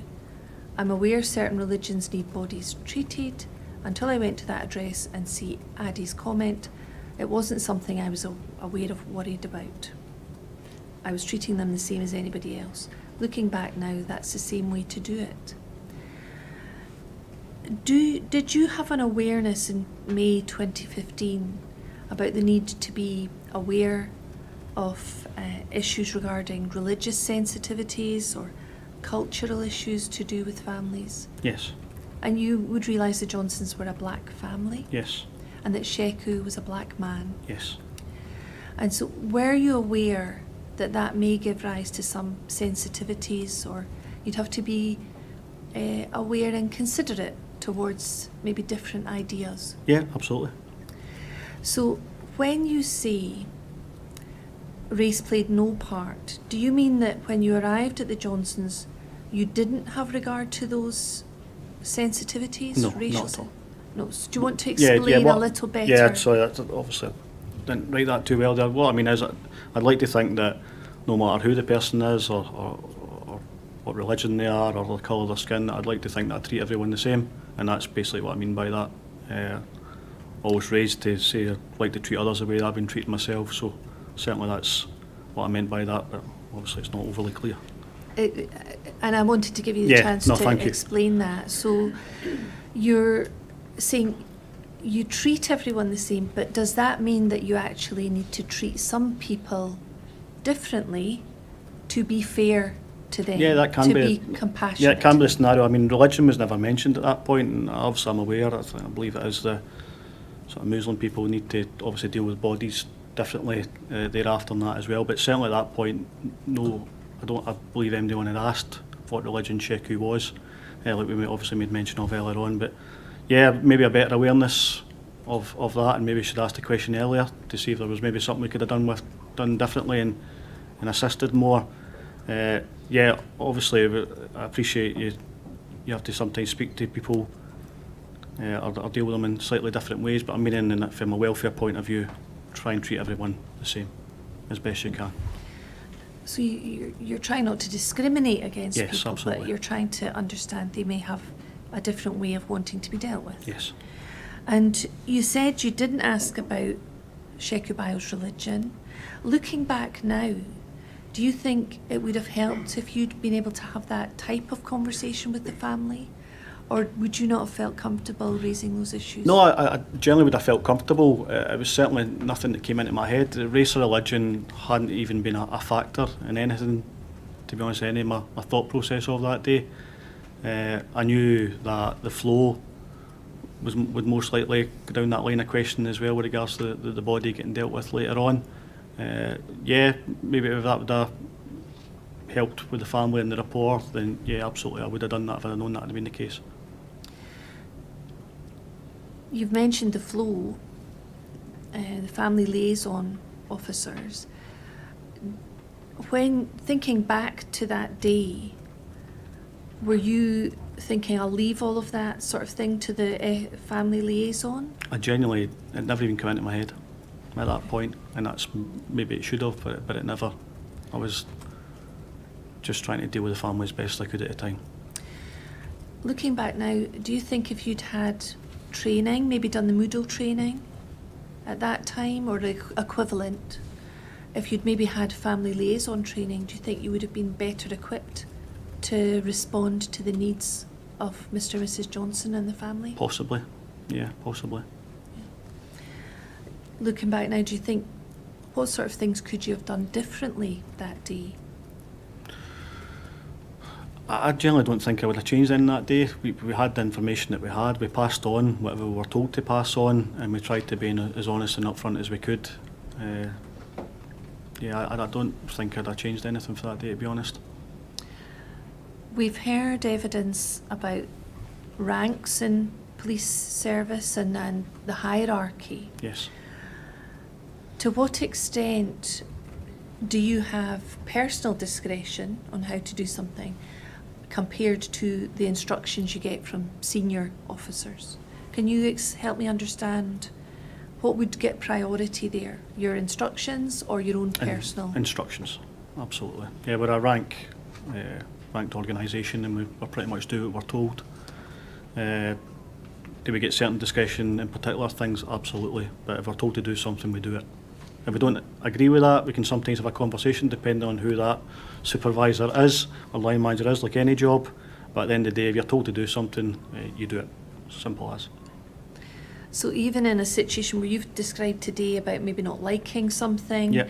or not agreeing with something and Yeah. thinking there's maybe a better way, to what extent are you hindered in just doing what you want to do? I think you can see for that statement in the conversation I had with DS Dursley. I've obviously been mentioned that he's prepared that statement, but I've got no doubt in my mind that that's been given to him by, again, someone probably up the rank as well. So, yeah, did that hinder our rapport with the family? Yeah, I would certainly say so, but again, I was told to do it, so we had to do it, and then... And I think you said, we commented on one of your passages in your statement, that's above my pay grade. Is that the sort of Yeah, and attitude you it sounds feel? like I'm passing the buck, and I really don't mean to sound like that. Just at the end of the day, we're a ranked organisation, and if you're told to do something, you do it. So that's what I did. You mention in paragraph 226, it's the second sentence, since then there's been high profile stuff in America that exploded in social media. So we're talking about since 2015. Yes, absolutely. It certainly wasn't a worry at that time. I haven't seen anything like it since then in the media in deaths, and certainly not in a minority. It wasn't a discussion that we had.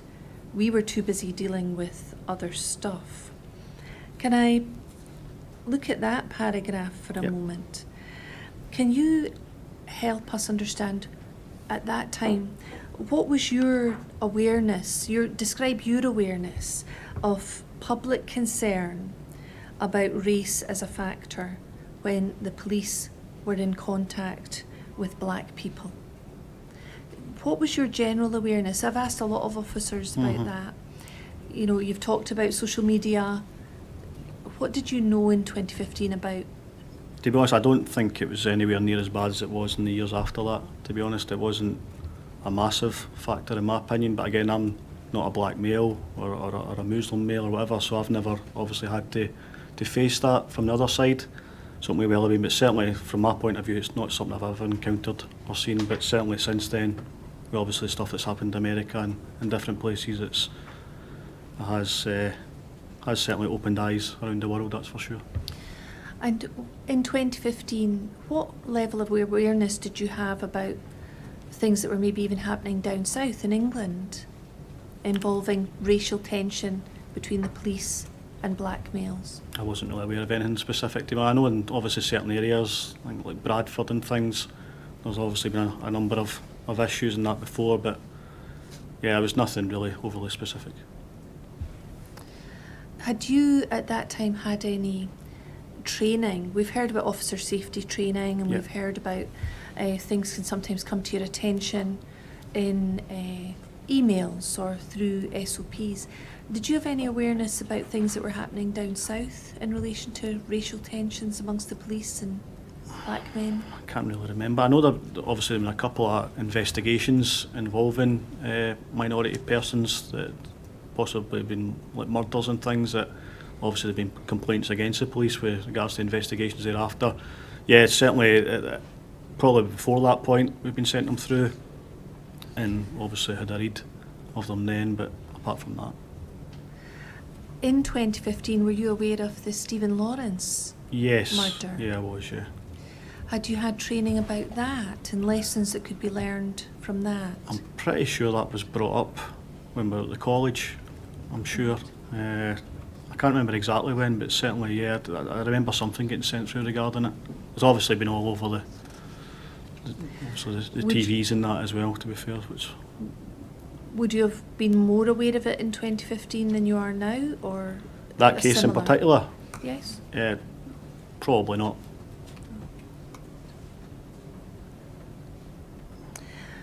When you say in 226, it wasn't a discussion that we had, we were too busy dealing with other stuff. Can you tell me what you mean by that? Yeah, mainly just clarify that there was no mention of the colour of his skin having any impact or being a factor in any way in that day. We were just dealing with it as we would deal with any other incident. It was a unique incident anyway, barring the colour of Sheku's skin. It was I'd never come across anything like it with anyone being involved in a scuffle with the police and then obviously then passing away later on after that. So that's basically what I mean by that. The race to me was never ever a discussion. It was dealing with this unique scenario in which somebody died after coming into contact with police.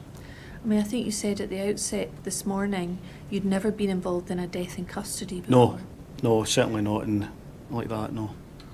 And when you talk about the discussion we had, you're talking about with senior officers? Yes. Or with anyone else in Kirkcaldy Police Officer? Yeah, just obviously between the briefings we've got and the direction from supervisors and conversations that me and Wayne had, it was more directed on the job we had to do rather than the ethnicity or any other matter. And I want to ask you about the final words that you say. We were too busy dealing with other stuff. And it may be that I'm wondering what you had in mind when you're using the phrase other stuff.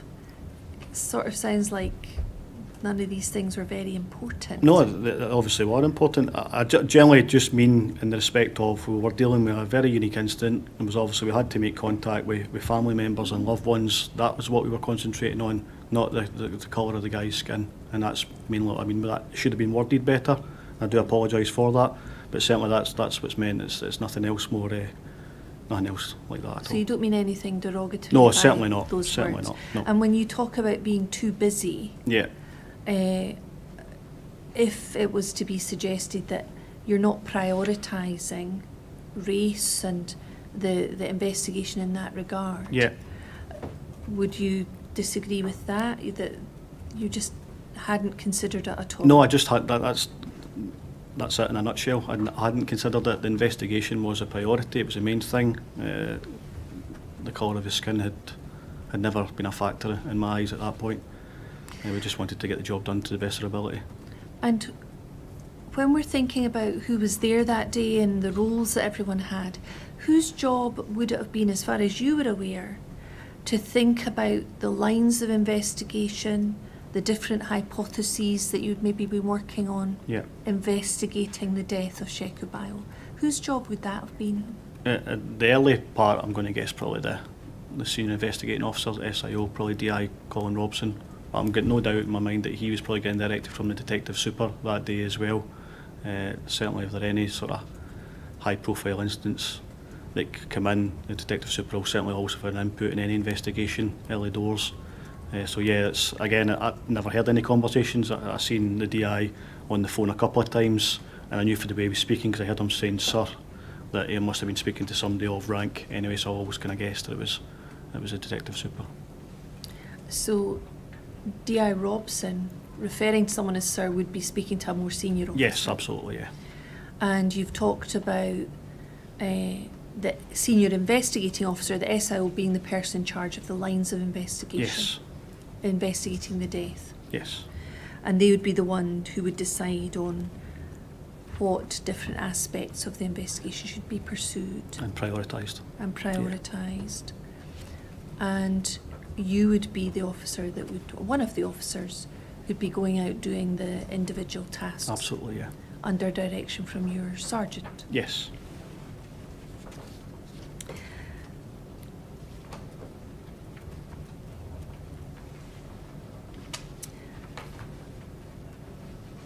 Can I ask you about paragraph 152?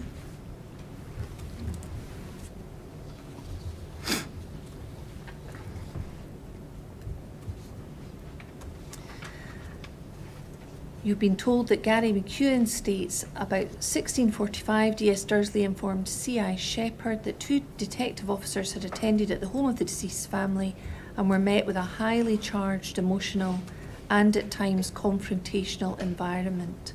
I thereafter spoke to both officers, DCs Mitchell and Parker, and informed that the family demanded my attendance to get answers. Can I ask you about that? First of all, would you agree with that description about it being a charged, emotional and at times confrontational environment? I would certainly say it was highly charged and emotional. I don't know if I would have used the word confrontational, to be honest. I mean, I know Mr Johnson's comments that he made, but I never found that as confrontational. I can understand why they were angry and why they were emotional. So, again, I probably maybe just perception. I don't know if that's what maybe DC Parker's felt at the time. We all obviously react slightly different to different scenarios, so that's maybe what he thought, but certainly I didn't feel it was confrontational, to be honest. It sounds that you had some sympathy for the family Yes, at oh, that absolutely. time. Yeah. And at 154, if we can just move down the page, please.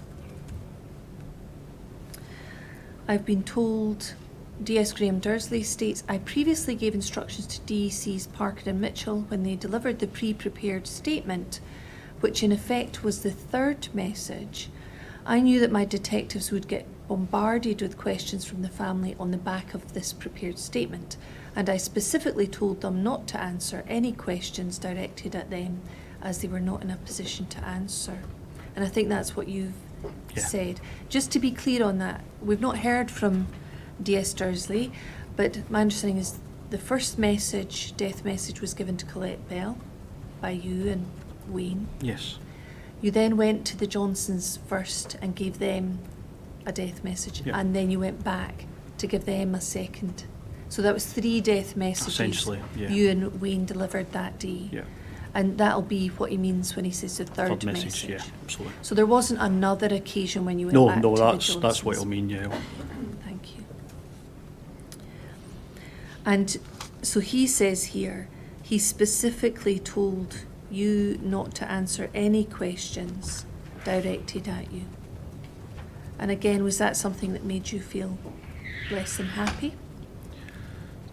In all honesty, I didn't know that much more, barring a couple of wee things, so I probably wasn't in a position to answer, in all honesty, but yeah, it was still wasn't any easier. And was there any attempt by you to explain to the family or give them an explanation about when the questions they had would be answered by the police? To be honest, I kept kind of harping back to the flows, because I know they are often a sort of conduit, the right word, between the sort of senior investigating officers and the family to try and offer that support and pass on information and such like. So I kept kind of harping back to them because it's really all we could do at that point. We knew they were coming back in later on tonight. I was hoping by that stage they could pass on further information, answer some more of their questions, which they quite rightly had. But yeah, again, without passing the buck, I did keep coming back to mentioning, hopefully the force will be able to answer that for you, but it's still an active investigation and I must have repeated myself countless times, to be honest. So from your perspective that day, did you think the attendance of a family liaison officer would be important for the Absolutely, family? yeah. And your ongoing relationship with the family? Yes, absolutely. And without suggesting too much to you, did you think it was important that the FLO be with the family sooner rather than later? Yes, absolutely, yeah.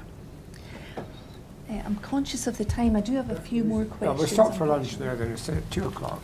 Thank you.